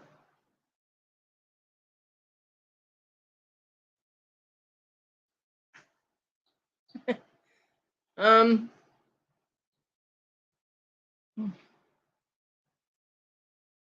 yeah, Jennifer. I wanted to hold off on doing another sale until I got all of the back shipping out because I have just felt so bad about not, the slow shipping. And I hope people don't hold it against me. Um, hey, Brandon. I mean, I know that if I ordered something from someone and it took, 3 or 4 months for me to get my item, I'd be a little irritated, I guess. Although if I knew their situation, like everybody knows what's going on with me, I would be I would be understanding about it, but it would probably be a deciding factor on whether I bought from them or not. Uh, so hopefully that's they're not going to hold it against me too much. But I did want to get this shipping out before I did another sale. That way my board is clear. I'm not behind on anything. Everything's squared up. I have the last 4 packages are going out today, Jennifer. Yep.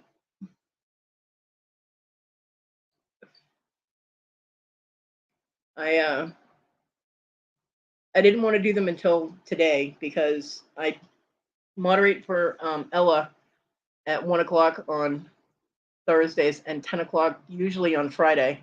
I did not know if she was doing an auction yesterday or not, which she ended up not doing.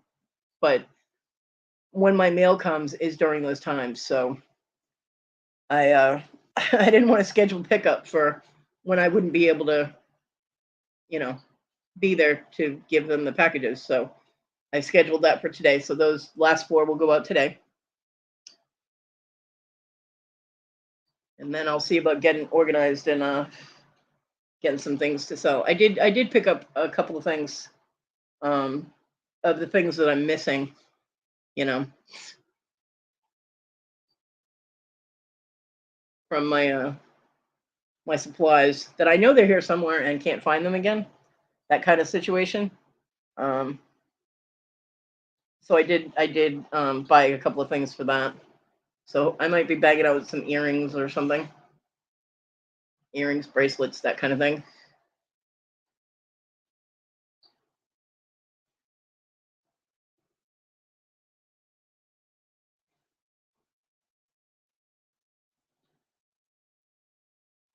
Yeah, Chrissy, I don't know. Email me, I guess. Let me know because you said you had the things there. So email me and let me know what I can choose from. I guess that would be cool. Presents, yay!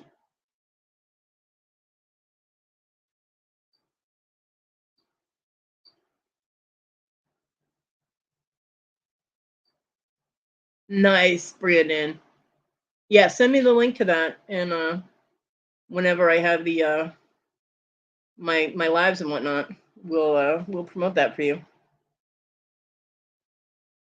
Okay, Christy. Yeah, absolutely. Still presents.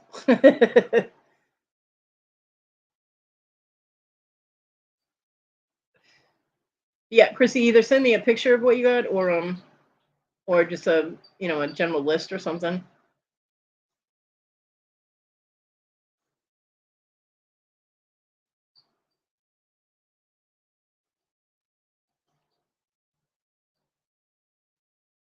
By the way, Christy, my mom loves the crock pot. She was like, I need to get one of these, but I don't feed that many people. And I'm like, Mom, I'm one person. My grandkids won't eat three-quarters of what my mom would normally make. My daughter doesn't eat anything at home unless it's microwaved. So it's just food from my mom. I'm like, Mom, you can make stuff in this and then package it up and have it for meals for the week. That's what I do. You know, I cook in bulk in my crock pot and then I just put everything in little containers and I have it to just throw in the microwave. In fact, I made my chicken, carrots, and potato dish um, beginning of the week,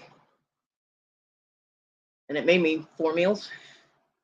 So yeah,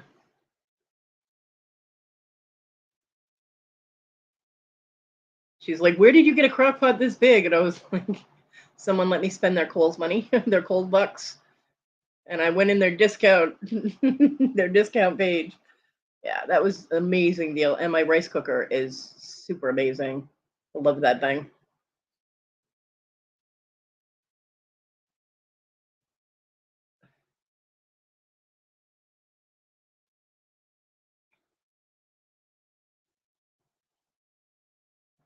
And I appreciate it, Christy. Thank you very much.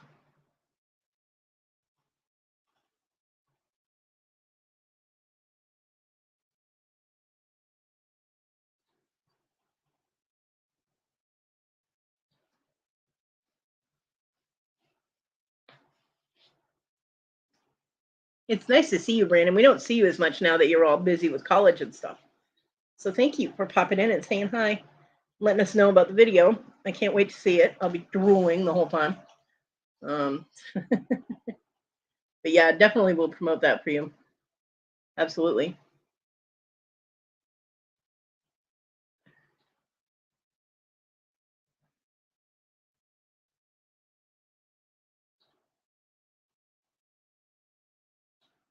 Oh, that sucks, Christy. Yeah, it's funny how that happens, isn't it, Brandon? College, man, you're busy at college, learning and stuff.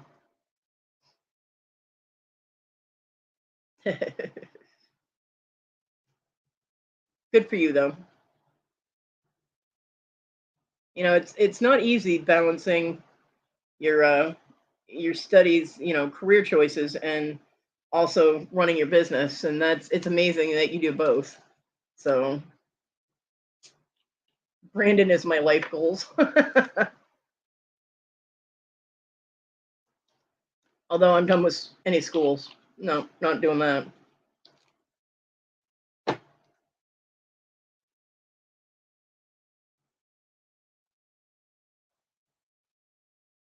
It sucks that people steal and mess up your stuff, Christy. I don't like thieves.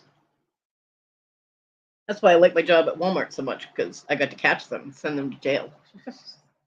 Or make them cry. That was fun too.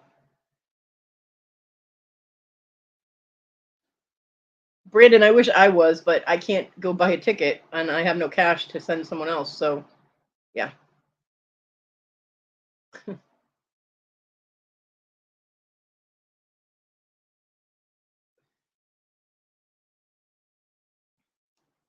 But usually it's somebody who has to take the entire winnings all at once because, they have one foot in a grave and one foot on a banana peel.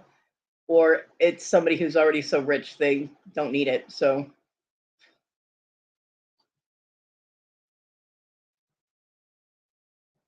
that's how it goes, right?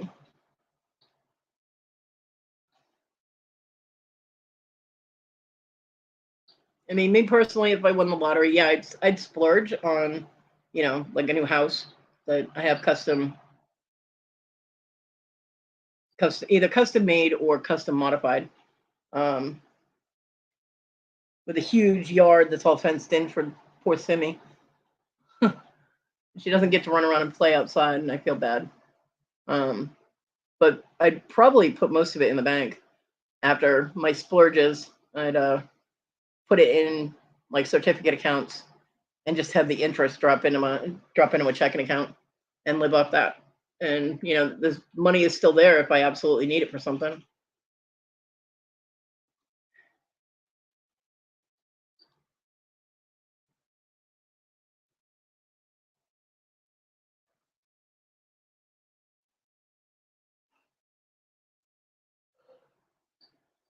I'm not buying you a new Halo. Buy your own damn Halo. Stop stealing Kathy's. I miss Kathy. She doesn't come in anymore.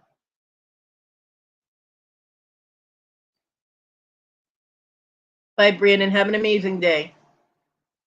Don't forget to send me the link for the video. If I don't see it, I'll probably see it when it comes up because I am sub to you and have notifications on.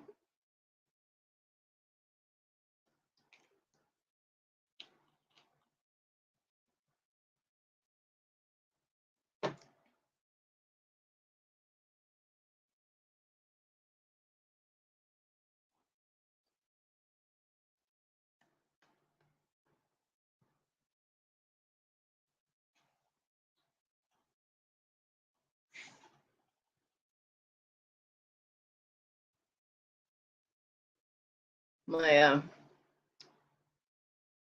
subscription list is full of short videos. Ugh. I'm telling you, I'm not into the shorts. I don't know. Especially when people put like 5 million videos out shorts in a day and they're all of their cat. I'm like, yay, another cat video.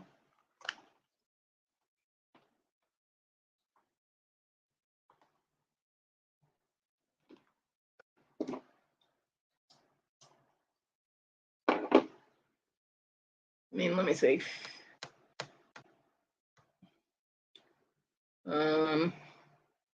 One, two,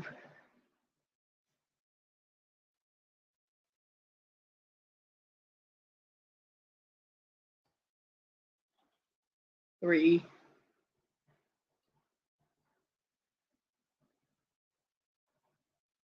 I've got 3 short videos on my sub page right now.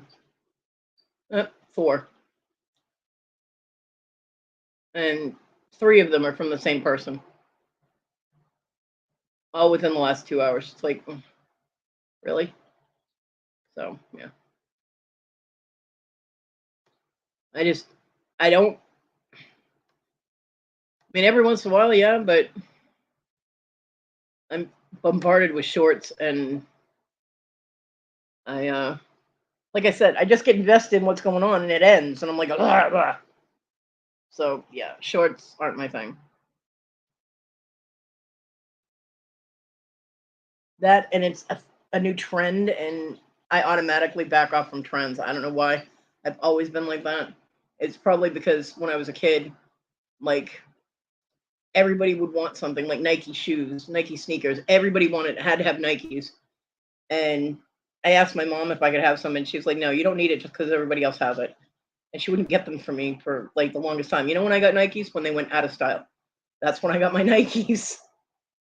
Uh, um, yeah. So I mean, they're good. They get you views, but when you're bombarding YouTube with multiple shorts of the same subject multiple times a day, it just gets annoying seeing it on my subscription list.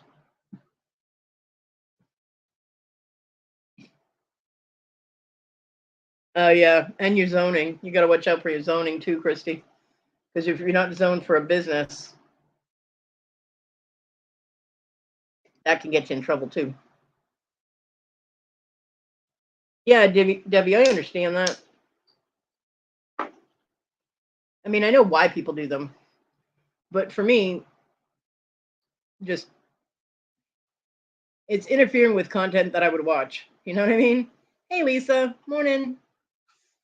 Um, because I'm just not into watching shorts. They're not my thing. I understand why people do them. I do. But like everything that starts getting popular, it's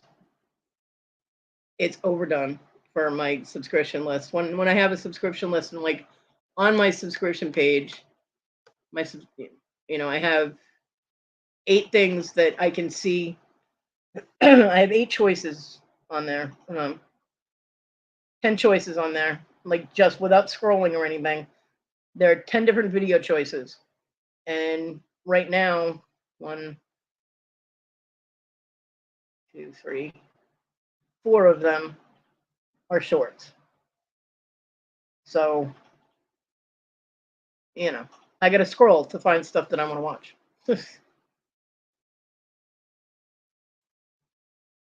Yeah, Chrissy, that would be bad.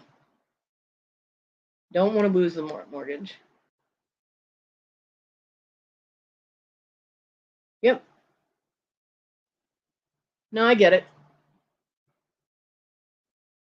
But see, I'm also not that big enough views and thumbs up, and I mean subs would be nice, but the problem with my channel is I could do a short video. Well, nobody wants to see a short video done in my room, but I could do a short video and get a gajillion views on it and get subs, but then once they come to my channel and actually hear how I talk, they're gonna leave. So 9 out of 10 of them will be like, "Oh my god, foul mouth bitch, I'm out of here," you know.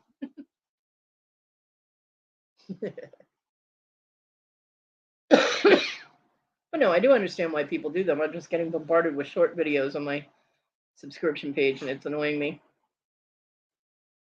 I'm not trying to get anybody to not do them. You do you, boo. But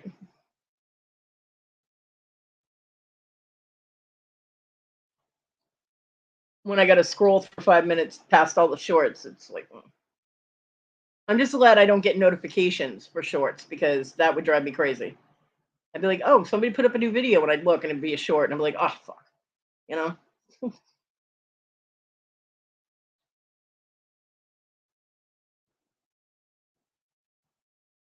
Yeah, Christy, definitely. I mean, well, I was gonna say we had an apple orchard and they had a store and everybody used to flock to it, but they were on a main road, so it's not really the same thing. But um, yeah, absolutely. People absolutely they love farm animals, especially little kids. They'll be like, "I want to go see the cows." We were like that with Kimball's ice cream farm in Massachusetts when they back in the old days when they actually made their ice cream on site and it went right from cow to ice cream. They did the whole process. They had a herd of cows out in the pasture behind the ice cream place. And that used to be huge for everybody. They'd bring their kids and they'd all be looking at the cows and stuff. Yeah, absolutely.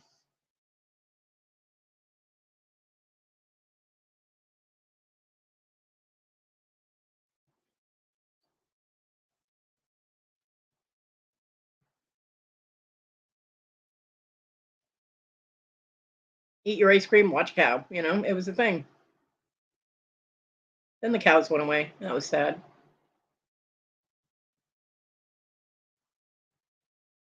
I miss Kimball's ice cream. Their ice cream was amazing. People came from all over the planet to go to Kimball's ice cream. We had people there from Australia, Germany, and they said specifically they traveled and that was one of their destinations was Kimball's ice cream farm in the town I lived in. Place was famous. It was cool too because you go in the parking lot was they had two different sections of parking lot. One right where the ice the stand was, the building was, and then across the street they had more parking. And believe me, there were days that they needed all that parking. And it was kind of cool because you'd be sitting out there in the trunk of your car or something, and you just start up conversations with people around you. It was a really nice social interaction, and you got to meet people from all over the world. It was awesome.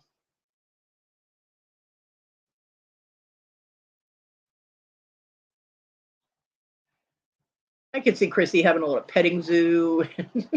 No, don't do that because then you need special insurance. But you know, viewing areas for the animals, things like that, that'd be cool.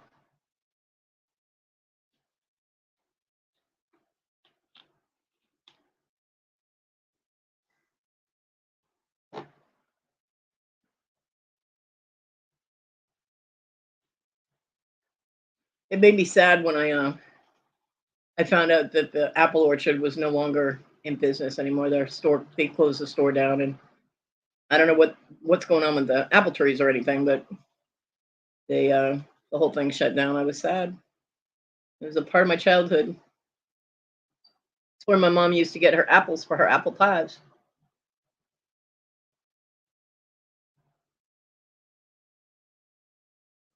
And completely countrified. I mean, they had all kinds of little doodads in there that you get, with the gingham checker stuff on it, and little country people, the cartoonish country people type of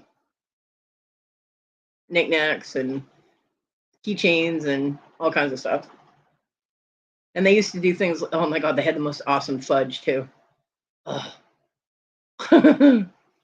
Now I'm drooling because I'm remembering ice cream and fudge. I'm like, oh yeah. Houses in my old town that I grew up in are now going for, I think the least amount I saw on Zillow when I was just randomly trolling through Zillow to see what the prices were for houses. The cheapest house in the town I grew up in was like 650,000. Most of them are over $1 million.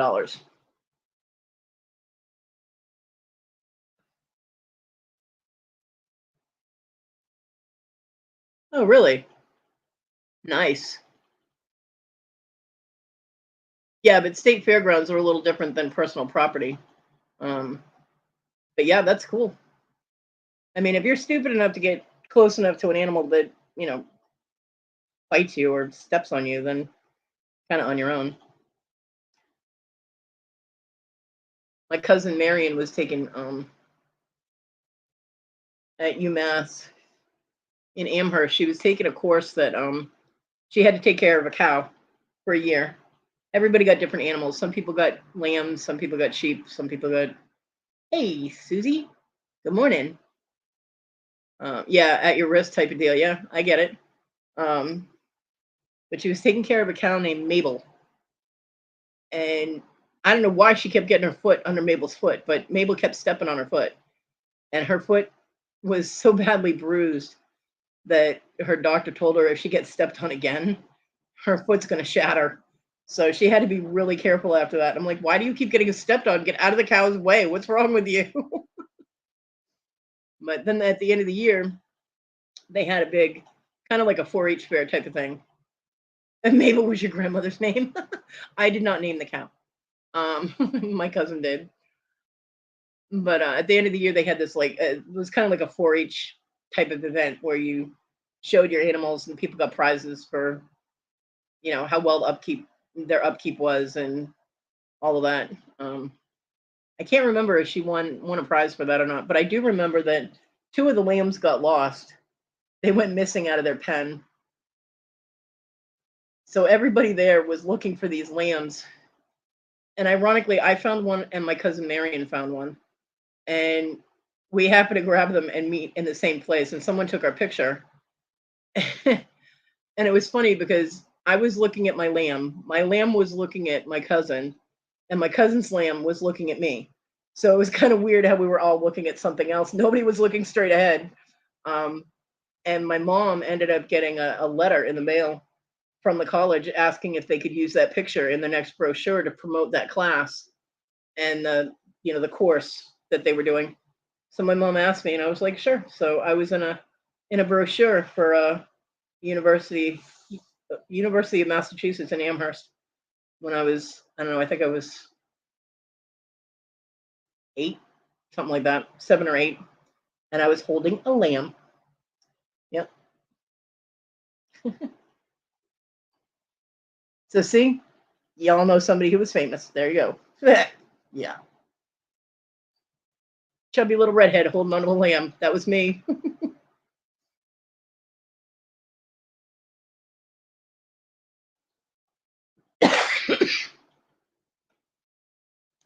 I love animals.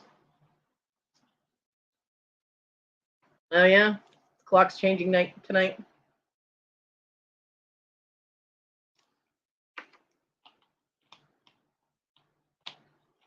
Yeah, you're a famous Halo thief. More like infamous, Scarlet. Infamous.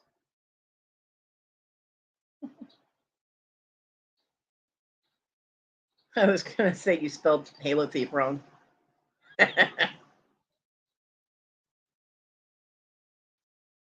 Silly. Oh.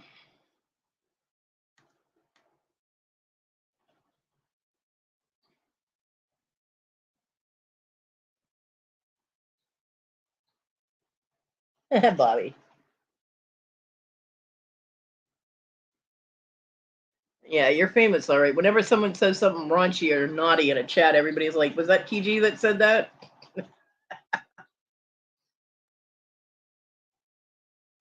I'd be like, "Oh, I didn't know TG was here."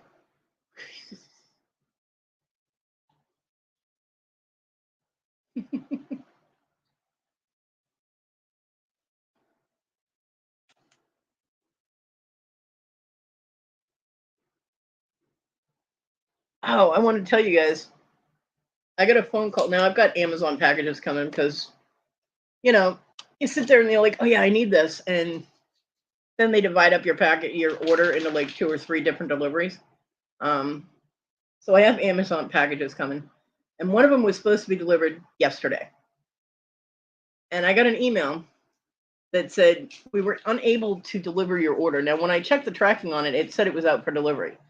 So all of a sudden, I get an email from Amazon saying they were unable to deliver my order. They would try again tomorrow, which is today.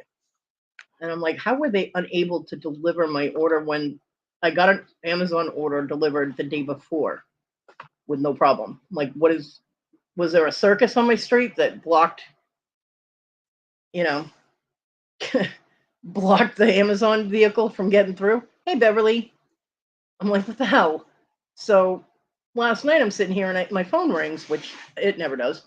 And it's a number I didn't recognize. And it was an 877 number. So I was like, you know. And so I ignored it. I figured it'll go to voicemail. I'll check it. Well, they hung up and called back. So I knew it wasn't a bot. So I'm like, out of curiosity, I answered it. And it was someone from Amazon letting me know that they had a problem, delivering my order and, will I be there? And I'm like, I was wondering about that. I'm like, did they say why they couldn't deliver it? Because there's no reason they shouldn't have been able to deliver it. And they were like, well, we see you've gotten orders in the past. I'm like, I got one yesterday. I'm like, and I'm like, I have a ramp and a set of stairs. There's no reason that they couldn't have delivered it. I was like, was the vehicle fishbowled or something? Did he not want to open the door and let all the smoke out? I'm like, I don't get it. And the guy started laughing. And he said that they don't get explanations for why they weren't able to deliver it. I'm like, well, I'm really curious about that. But I also found out that even though on my Amazon account itself, I have checked off for delivery to leave at the front door, I did tell him it annoys me because they leave it at the end of my stairs. And I told him why, that I can't get out there to get it. And I was like, that's why I checked off to deliver to door. And he goes, I'm not seeing that on your account. I'm like, what do you mean? He goes, it's not anywhere on your account to deliver to your door. And I'm like, well, shit. So apparently, even though you check that, where you want your package delivered, it doesn't always go through. So he actually put a note on my account to deliver to my front door, to not leave it at the end of my porch because of disability reasons, that I needed delivered to my door. So he permanently put that permanently on my account. I was like, thank you so much. He was so nice. It's the first time I've ever had a call from Amazon letting me know they couldn't deliver something and to schedule my next delivery. I'm like, well, damn. So he was very nice, and I appreciated that. But yeah, no explanation for why they couldn't deliver it. I'm like, I don't get it. Like, because there's no reason that they couldn't have delivered it. They just didn't want to, I guess. Apparently they were late for a date or something. I don't know. But it was very considerate. I was like, you people don't get paid enough. I was like, and y'all need more bathroom breaks. He goes, oh, the horror stories I've heard. I'm like, I believe it.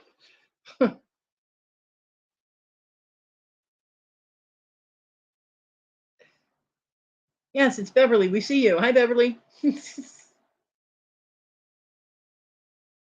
How are you today, Beverly?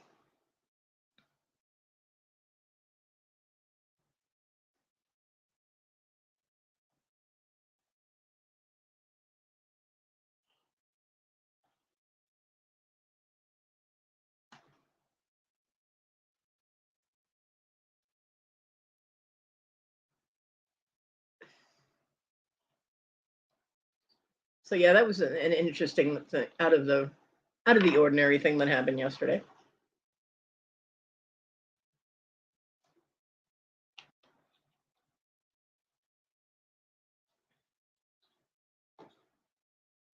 I told him, I said, I wish the post office would do that.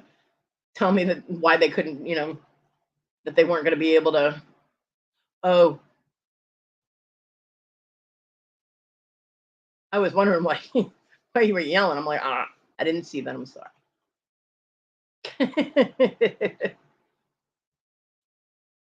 Because I'll have stuff for the post office. I'll get informed delivery and I'll check on a package, and it says it's out for delivery, which means it's in the truck. Yet I won't get it that day, and I'm like, did you not feel like getting out of the truck? What's going on? I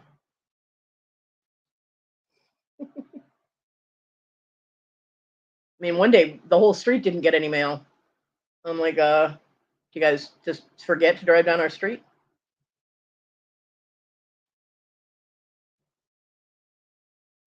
Bobby, I'm telling you, the post office and Amazon, FedEx, they all, yeah, it's not TG. They all leave packages at the top of my stairs, and that's, like 12 feet away from my door or more. So it's like, no, see, there's a window there, not a door.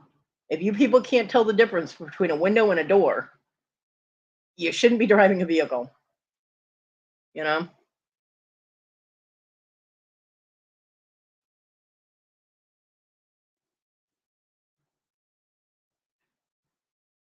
Oh yeah, we have that yard sale thing going on. I'm doing good, Beverly. Doing good. Getting the last of my packages out today. Yep. So I'll be all squared up with that. Everything's caught up. I'm doing good. Hands hurt, but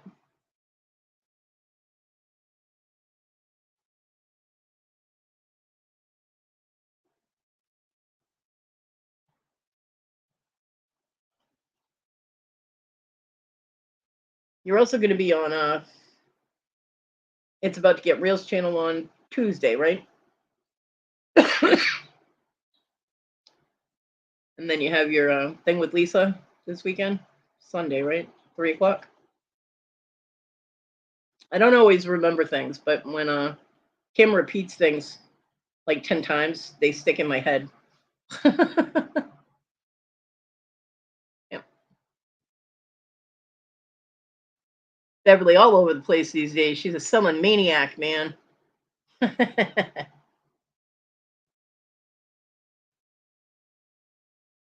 If you have the link for that, Beverly, and you're able to for the yard sale today, go ahead and you can go ahead and drop it. Anybody that has links to things, sales that they're doing or lives or whatever, Feel free to drop them in the chat. I have no problem with that.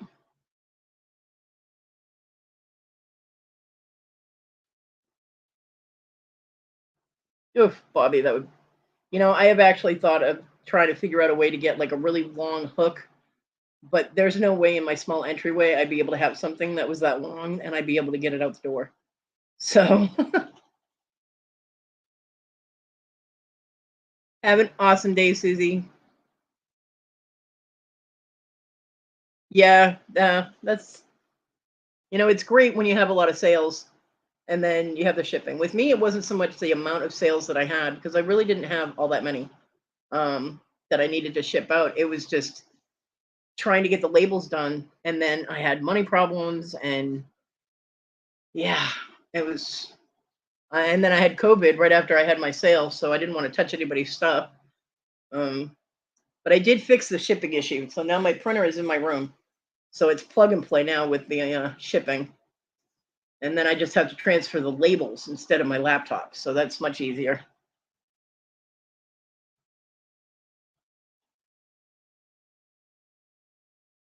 Oh, wow, Lisa, really? Yeah, I've had things from Amazon that I've said, have customers sign for thing, and it will be sitting on my porch, and I didn't even know that they were here. They never knocked on my door or anything. You know, I'm like, really? I signed for that, did I?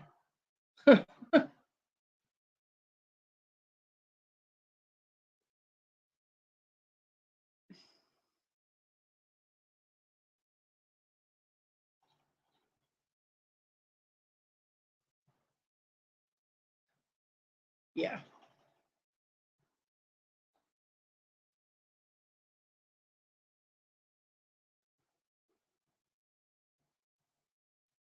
Yeah, they do try and get around stuff.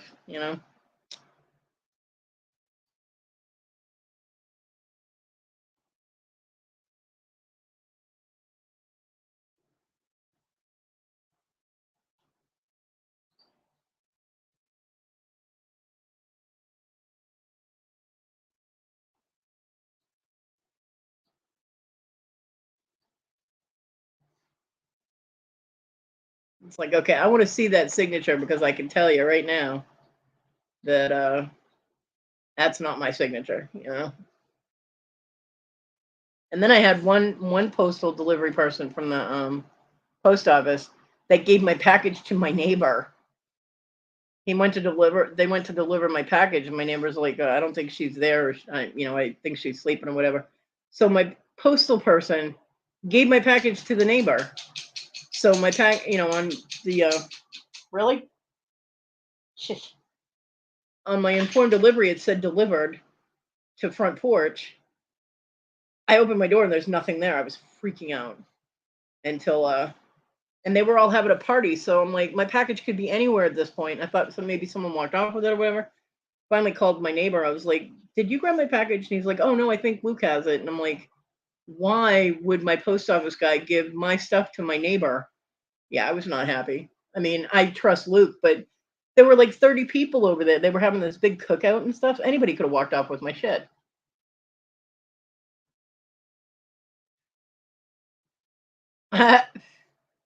Yeah.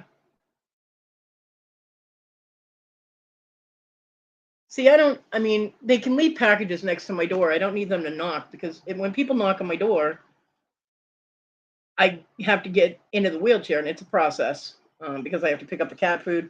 I have to use the grabber and grab my shoe and get it over and get my shoe on and then transfer and all that. And, it takes me a couple of minutes to get out there. By the time I'm out there, they're gone and the package is sitting there. And, I'm like, okay, well, I can grab that. But it could have sat there until I actually went out there for what I need to go out there for. Because if stuff is near my door, you can't see it from the street. So it's safe on my porch. Plus, my neighbors across the street have a Ring doorbell and it covers my porch. So if anybody steals it, it's covered. I asked her, I was like, did your Ring doorbell see my porch? And she's like, oh, yeah. I was like, so if I get a porch pirate and someone steals my stuff, it'll get caught on that. She goes, yep, just send the cops to us. We'll give them a copy. I'm like, thank you. So, yeah. But if they leave it at the end of my porch, people can see that I have a package sitting there when they drive down the street, just from one direction, but they can still see it, and I don't like that. So But unless I file a doctor's note and hardship, whatever, the post office doesn't feel the need to deliver anything to my door. And I'm like, well, my doctor's not going to give me that note because I can't get in to see him. Why I would have to see him for a note, I don't know, but there you have it. Um, but yeah, the only time my dog really barks is when someone knocks on my door. So if you don't have to knock, please don't knock. Like my neighbor, when he would randomly bring my mail up and stick it in my door because he put my mail in between the storm door and the front door. He'd knock on my door. And the first couple of times, I got the whole process to get in the wheelchair and everything, get out there. He's over sitting on his porch. So the mail is safe in between the two doors. There was no need to knock. I would see it. He knows I open my door every time I go out there. But yeah, the dog barked and scared the crap out of me. I'm like, what the hell? So I get out there and nobody's there. I hate that. I even have a note on my door that says, if you knock, please give me time to get in the wheelchair and get to the door. But no, it's a knock and walk. I'm like, okay. But I've learned his knock. So now if he does that, unless he says, hey, Kodi, I need to talk to you. And if he just knocks, I'm like, nope, I'm not moving. The dog even recognizes his knock now because she doesn't bark when he knocks. There you go. Everybody go check out the yard sale. Whole bunch of people selling on that. Is it like a multiple day thing or multiple parts? I actually don't know too much about that. I just heard about it last night. So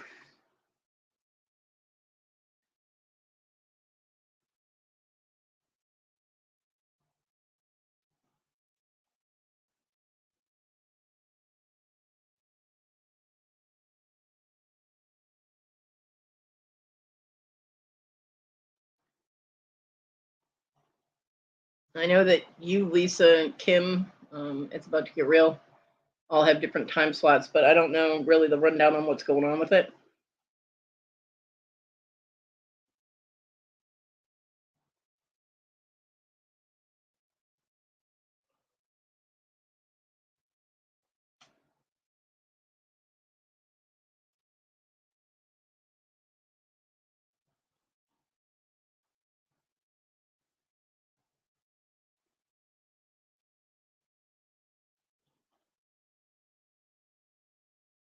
Yesterday and today,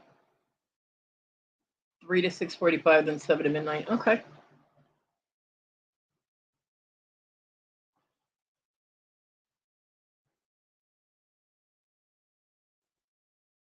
Yeah, I just heard about it when you guys were talking about it last night.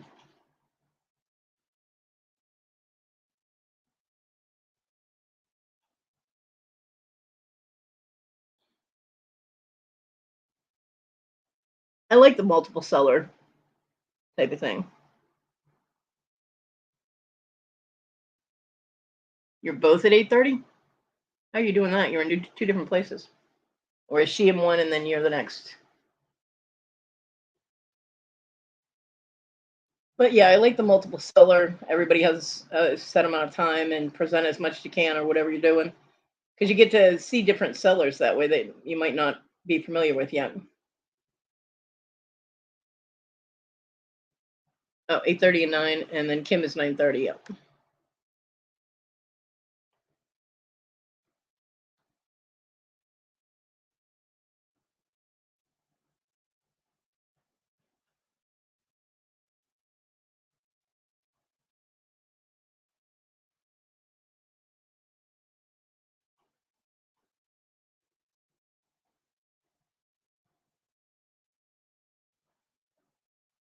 very cool. Well, I'm going to set my reminder.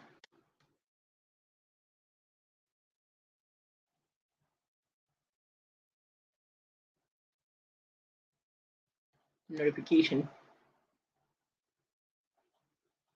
2 days, 16 hours, 4 channels, 20 sellers. Holy shit.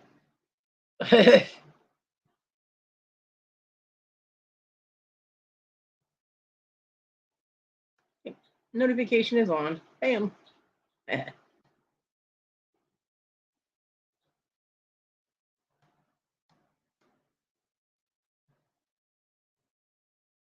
Oh, okay. I see that. Yeah, that's cool.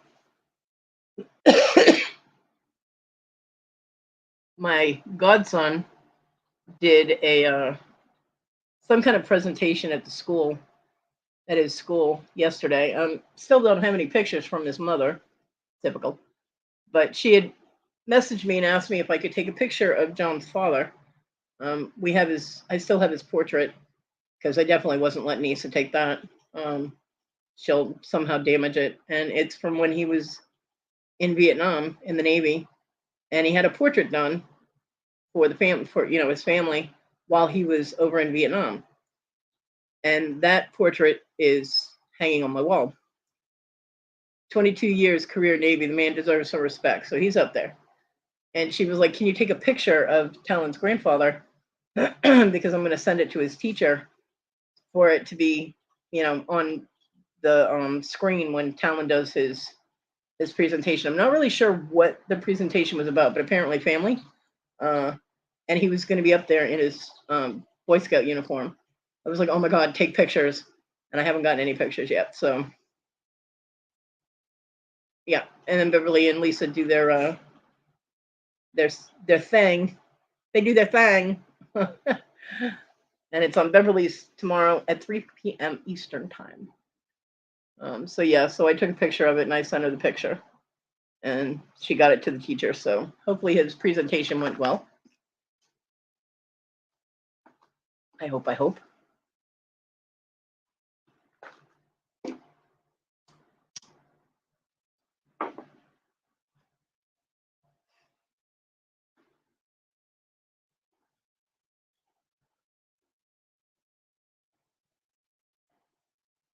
Well, I am going to shut this down. Anybody has any more links or anything they want to put in? Do it now. I'm going to give you another 4 or 5 minutes or so, because I do want to get these labels done, and then I have to pack up the four things, which won't take me that long.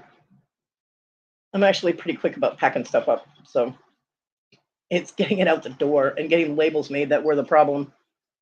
But we have solved the label problem, and as long as the post office is cooperative and shows up when they're supposed to, I'm okay with the getting it out the door thing. So, and everybody's stuff. Beverly, did you get your package? It said it was delivered.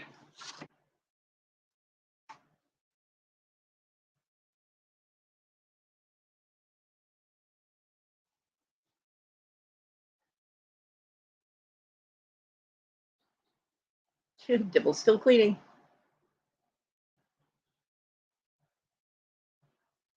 I hope everybody's stuff got to them safely. I tried to pack it as well as I could. You're welcome, honey. Sorry it took so long.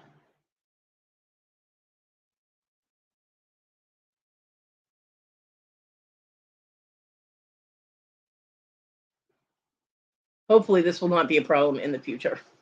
Like I said, I did solve the issue with the printing. I have my printer in my room now. Dibble. Pretty soon, Dibble, you're gonna be having to put snowflakes in there. I know you did the pumpkins for Halloween. Pretty soon, you're gonna have to.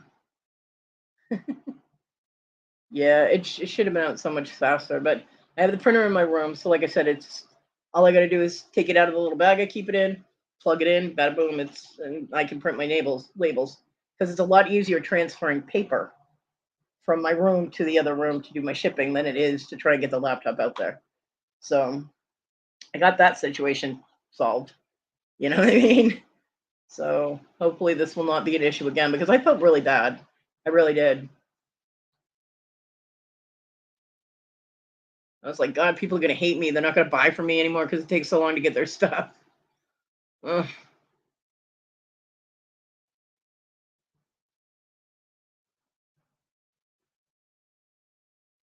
But I think what I'm gonna do is with my Debbie ice cream that works.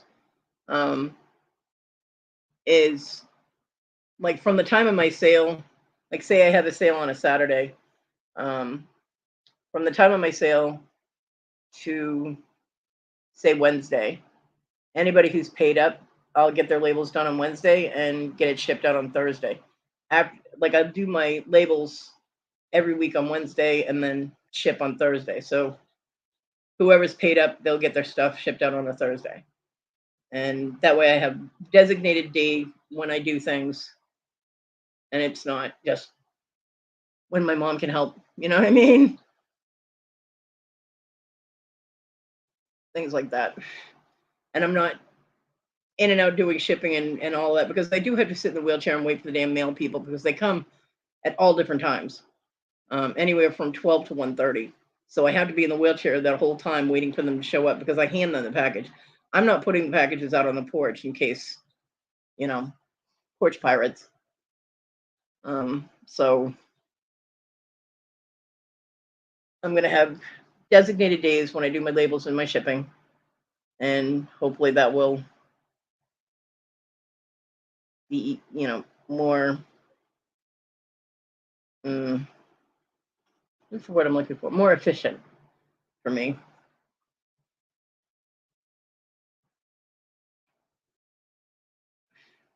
Because I know a lot of people do shipping every couple of weeks, so they do it like once a month. But I figured I don't have a huge amount of volume, so if I do once a week, I'll be fine. My shipping.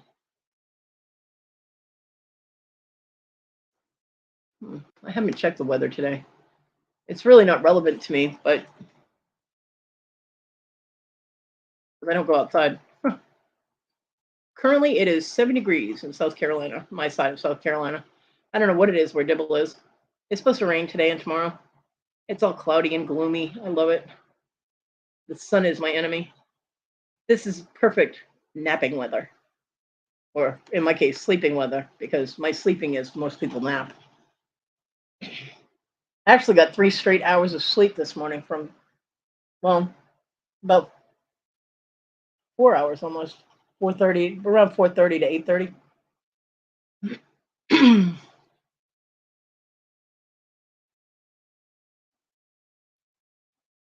I don't need you to pass me your rain. I got my own rain.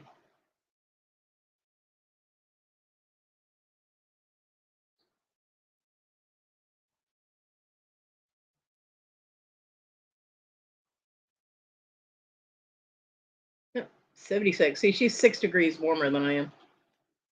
I think she meant her ice cream cone boobs were nipply.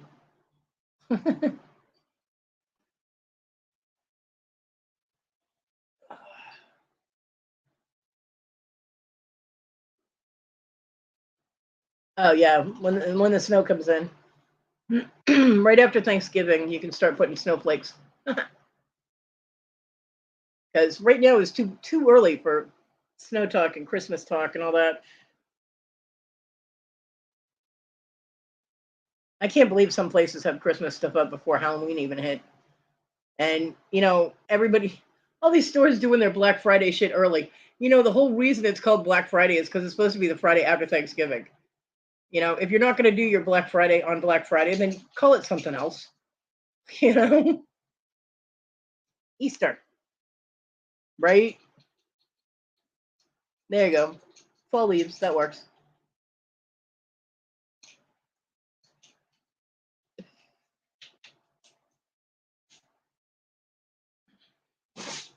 Bless you.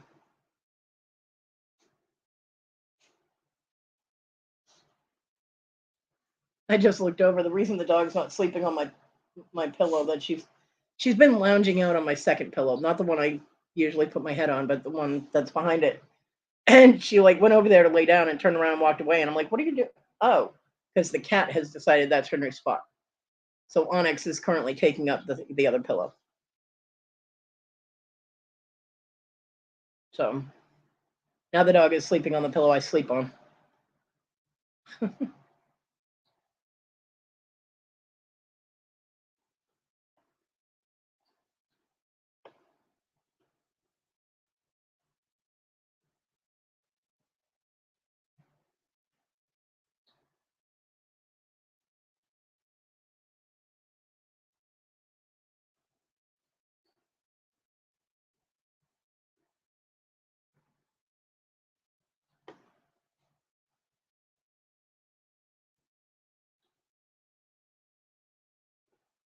She couldn't see the question. The sparkle from her stolen halos was blinding her.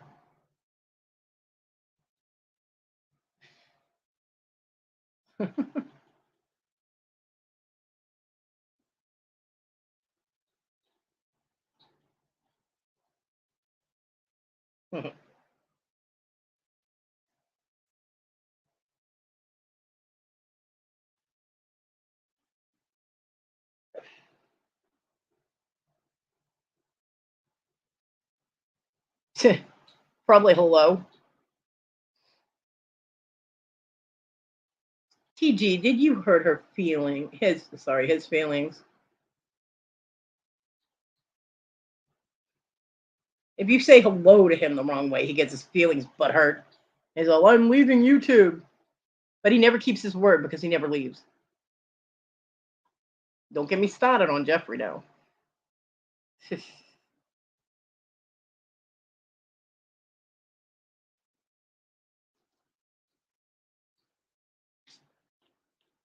Hey, Lisa. Oh yeah, she's moving this weekend, right? Safe travels, Darlene, if you can hear me.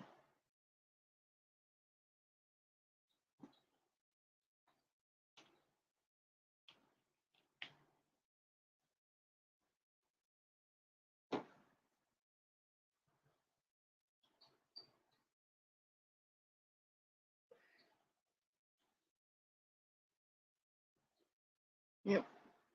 Everybody think good thoughts for Darlene. Safe travels.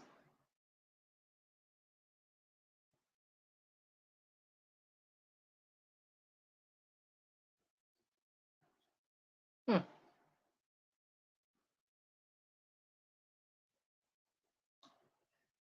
It's funny, in some chats I can't see what he says, and it's a huge relief. I see people talking to him, but I don't see what he says. And I'm like, yes, because he has me blocked. Beverly, he blames everybody for everything. So if I'm not blue when I'm in a chat that he's in, I can't see him because he has me blocked. But if I'm blue, I can see him. Which I'm like, ugh.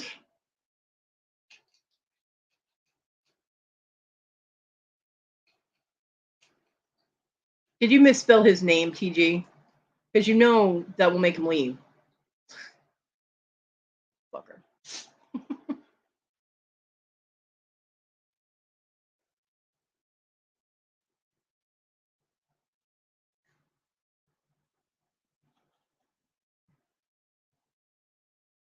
Leffery, Heffalump. Yeah.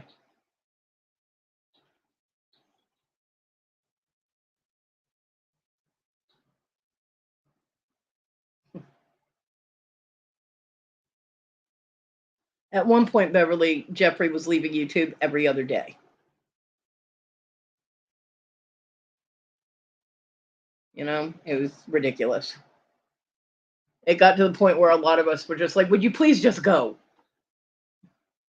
She's moving to New York to be closer to her kids.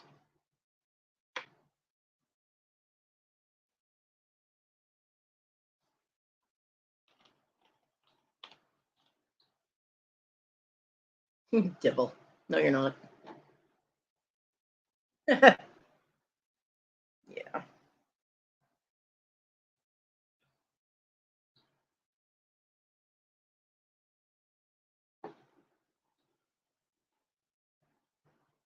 Hey, Lindsay.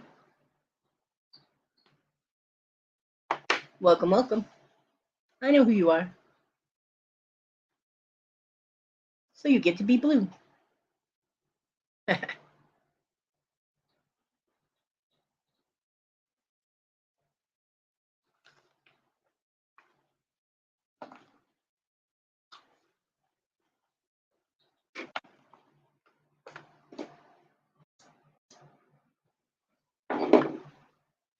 Yeah, he has a long history of being butthurt and I'm leaving YouTube. At one point, he said if he didn't get subscribers, he was leaving YouTube. He cried for 2 weeks about a moderator who was actually moderating an auction, misspelling his name. It was a typo. It wasn't done on purpose. He cried for what, 2 weeks about that? He came in here and tried to cry about it, and we were like, "Look, buck up, Buttercup, because that shit don't fly in my chat." He hasn't been back since. Yeah, which is why we always pick on the way his name is spelled.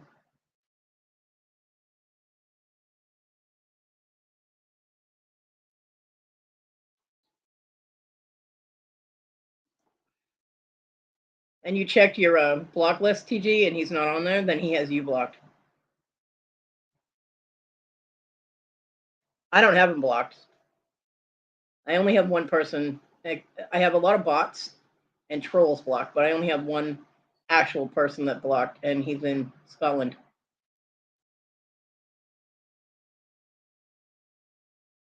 Yeah, his videos are so important.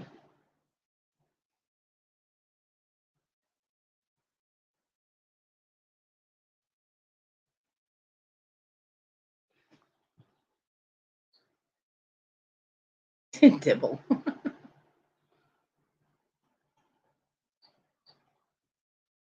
And people that don't know the history of Heffrey tend to feel bad for him and do the whole sympathy thing, which is all that he wants. It's like he comes into a chat wearing a neon blinking flashing sign that says, "Pay attention to me," and he'll say things specifically to get attention and get the focus on him, sometimes at inappropriate times, which is really irritating.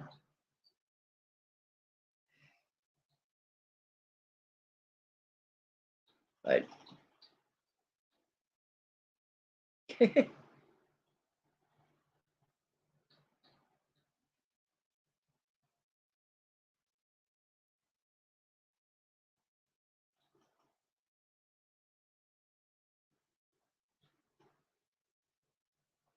oh, see, she was lurking, Beverly.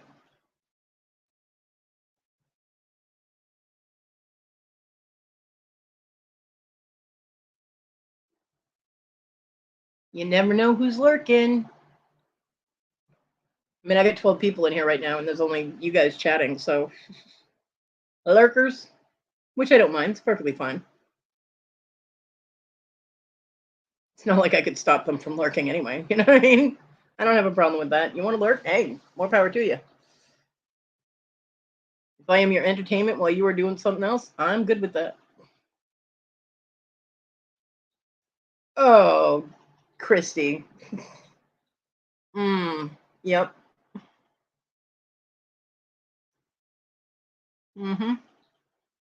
I completely understand what you're saying. Yep.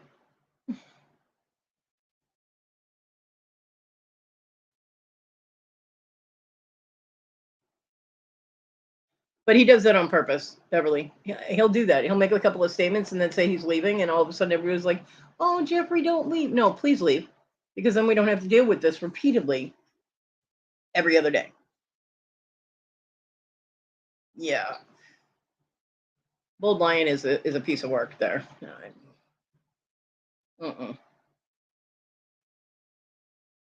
He has a history of it, Beverly, is all I'm saying, ever since he started coming in. I mean, the main fact is his channel name is a lie. So I don't like liars. There is no such thing as a baseball commissioner in the town that he lives in. I checked. And there's no baseball commission, so there's no baseball commissioner. It is a lie.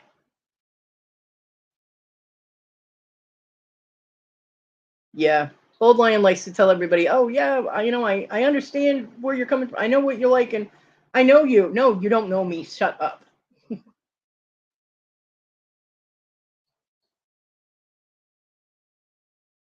Christy, he's worse when he's on panel.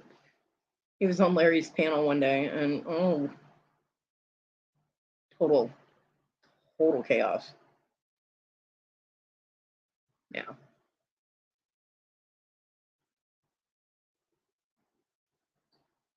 Yeah, Dibble. I mean, like I said, if you haven't seen someone for a while and you know that they had some kind of issue going on, inquiring about it in an auction chat, because that's where you see them, is one thing. But just going on and on and on about, you know, volunteering like these huge long passages and comments and blocking the chat is ridiculous.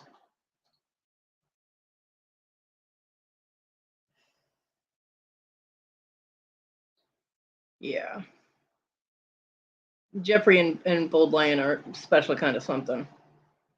As some of those southern ladies would say, "Oh, bless his heart." because we all know that that is sometimes used in a very sarcastic way. That means you're very special and you should be wearing a helmet. Um, don't hurt yourself, you know. Me personally, my point of view, everybody already knows it about Jeffrey is that I think he's full of shit. Um, he presents himself to be someone who's mentally disabled, and yet he'll slip up every once in a while and spell everything perfectly correct when he makes a show of spelling things incorrectly.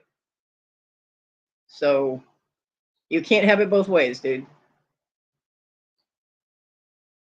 Yeah, Beverly, you're lucky. Yeah. Yeah, no one needs to hear your life history in an auction. You know what I mean? We don't need story time. But inquiring about someone's health, I've had people do that for me, and I try and make my answers in auction chats very short. Yeah, right, TG? He can't spell chat correctly, but he can spell out Massachusetts. Hmm. Okay. Um, if somebody asks about me, I don't know if he kept it up, Christy. It was a while ago, but I don't know if he kept it up because it was chaos. Um, I Jody, yeah.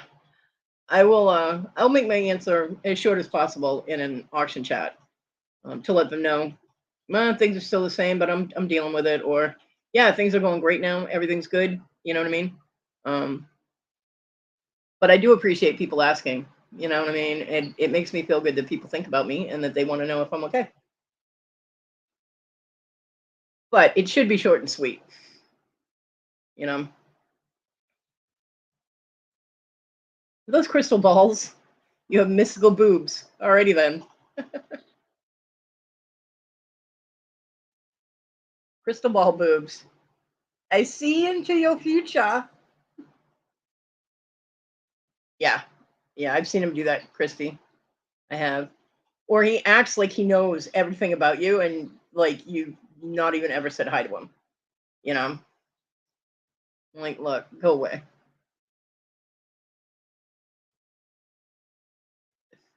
And he loves everybody. I'm sorry, but nobody loves everybody. You know what I mean? I that whole encompassing love thing just drives me crazy. People use the word love and hate way too easily. It's like if I don't even know you, I do not love you. Sorry. And on the same aspect, if I don't agree with you about something, it does not mean I hate you. I would have to be invested in you in order to have that strong of an emotion. I mean, I'll say, "Hey, I love you guys," because I do love you guys for coming in and chatting with me. But it's not an "I love you." You know what I mean? Like I'll say, "I love you" to Dibble because she's my good friend, and I do love her. And Danny Mae disappeared on me, but I tell that bitch I love her all the time. Aw. And sometimes I even love TG. You know, I mean, it happens. But in order to have that strong, in order to have that strong of an emotion, either love or hate, you have to be invested in that person. And I've had people randomly, I won't agree with something. This back in the AOL days, they'd say something, I'd be like, no, that's wrong. You know, it's this way, or it's this, or and they're like, why do you hate me? And I'm like, because I disagree with you, really? Yeah.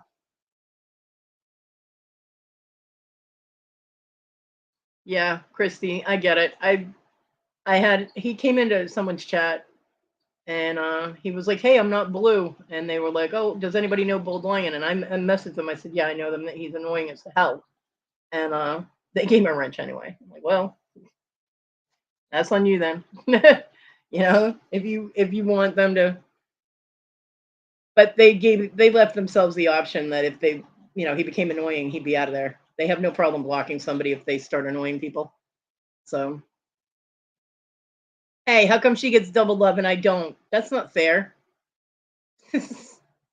Dibbly doo. I mean, the whole reason that Dibble has the nickname Dibble is because after Heffrey, bitched and complained and cried and moaned and groaned and was leaving YouTube about someone putting an H instead of a J, mistyped his name. He started misspelling everybody's name. So he called Debbie Dibble.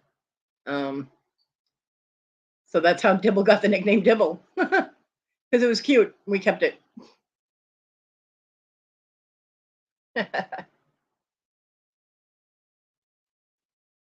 You're going to give TG a swelled head and all that. She's twice. Yeah.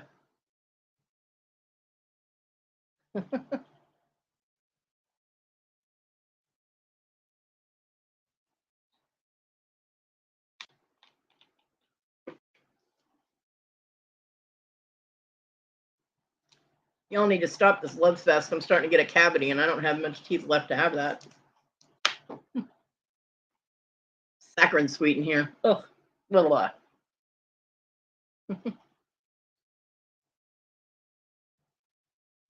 All right, y'all. It's 11:30.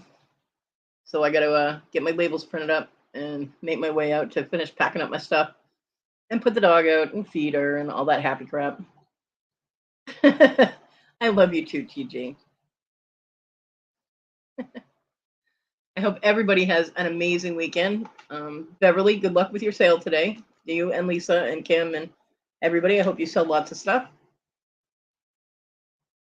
Oh, no. Yeah, that's why when I leave the room, if I leave Simi in my room, I have to pick the cat food up because this cat food is expensive and it makes her fart. So she's not getting it. So it gets picked up and put in a bag so the cats can't knock it over either. Because if I just put it, I tried that once. I put it up on my on a table, and I came in, and all of the stuff on my table was on my floor. Cat food was gone, but I was like, no. Okay, Barbara, and hi, Barbara. So I hope everybody has a marvelous weekend. I appreciate you guys coming in and chat with me. It's always fun. I forgot to put my link up there. Dibble, you didn't remind me. Yeah, I agree, Christy. I agree with that totally. And you know, some channel owners or people that are doing auctions, they're afraid of offending someone because you know they're potentially a buyer. But the problem is that if someone comes in and does that in a chat during an auction, it annoys the people that are actually buying things or their support or whatever, and then they leave, and then they're not going to sell. You know, they're losing potential money. So people have to keep that in mind too. Hey, Chris. Wait, where's Chris? I didn't see Chris. Or do you just figure he's lurking? Yeah, that's gotta be it. Well, Chris, if you're lurking, hi, Chris. Hi, Chris. All right, so I hope everybody does well this weekend. And Dibble, I hope you keep making them sales, girl. You go, girl. And I will see everybody around the tubes.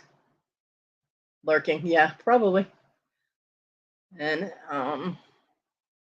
yeah, I just wish everybody, if you're selling, I hope you sell lots of stuff and all of that, just like a troll. Yeah. All right, everybody.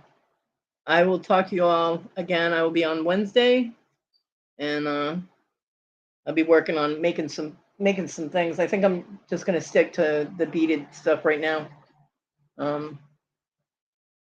till I can get out there and actually do my soldering and stuff. So we'll see what comes up. I'll see everybody around the tube. Thanks for coming, everybody. Bye.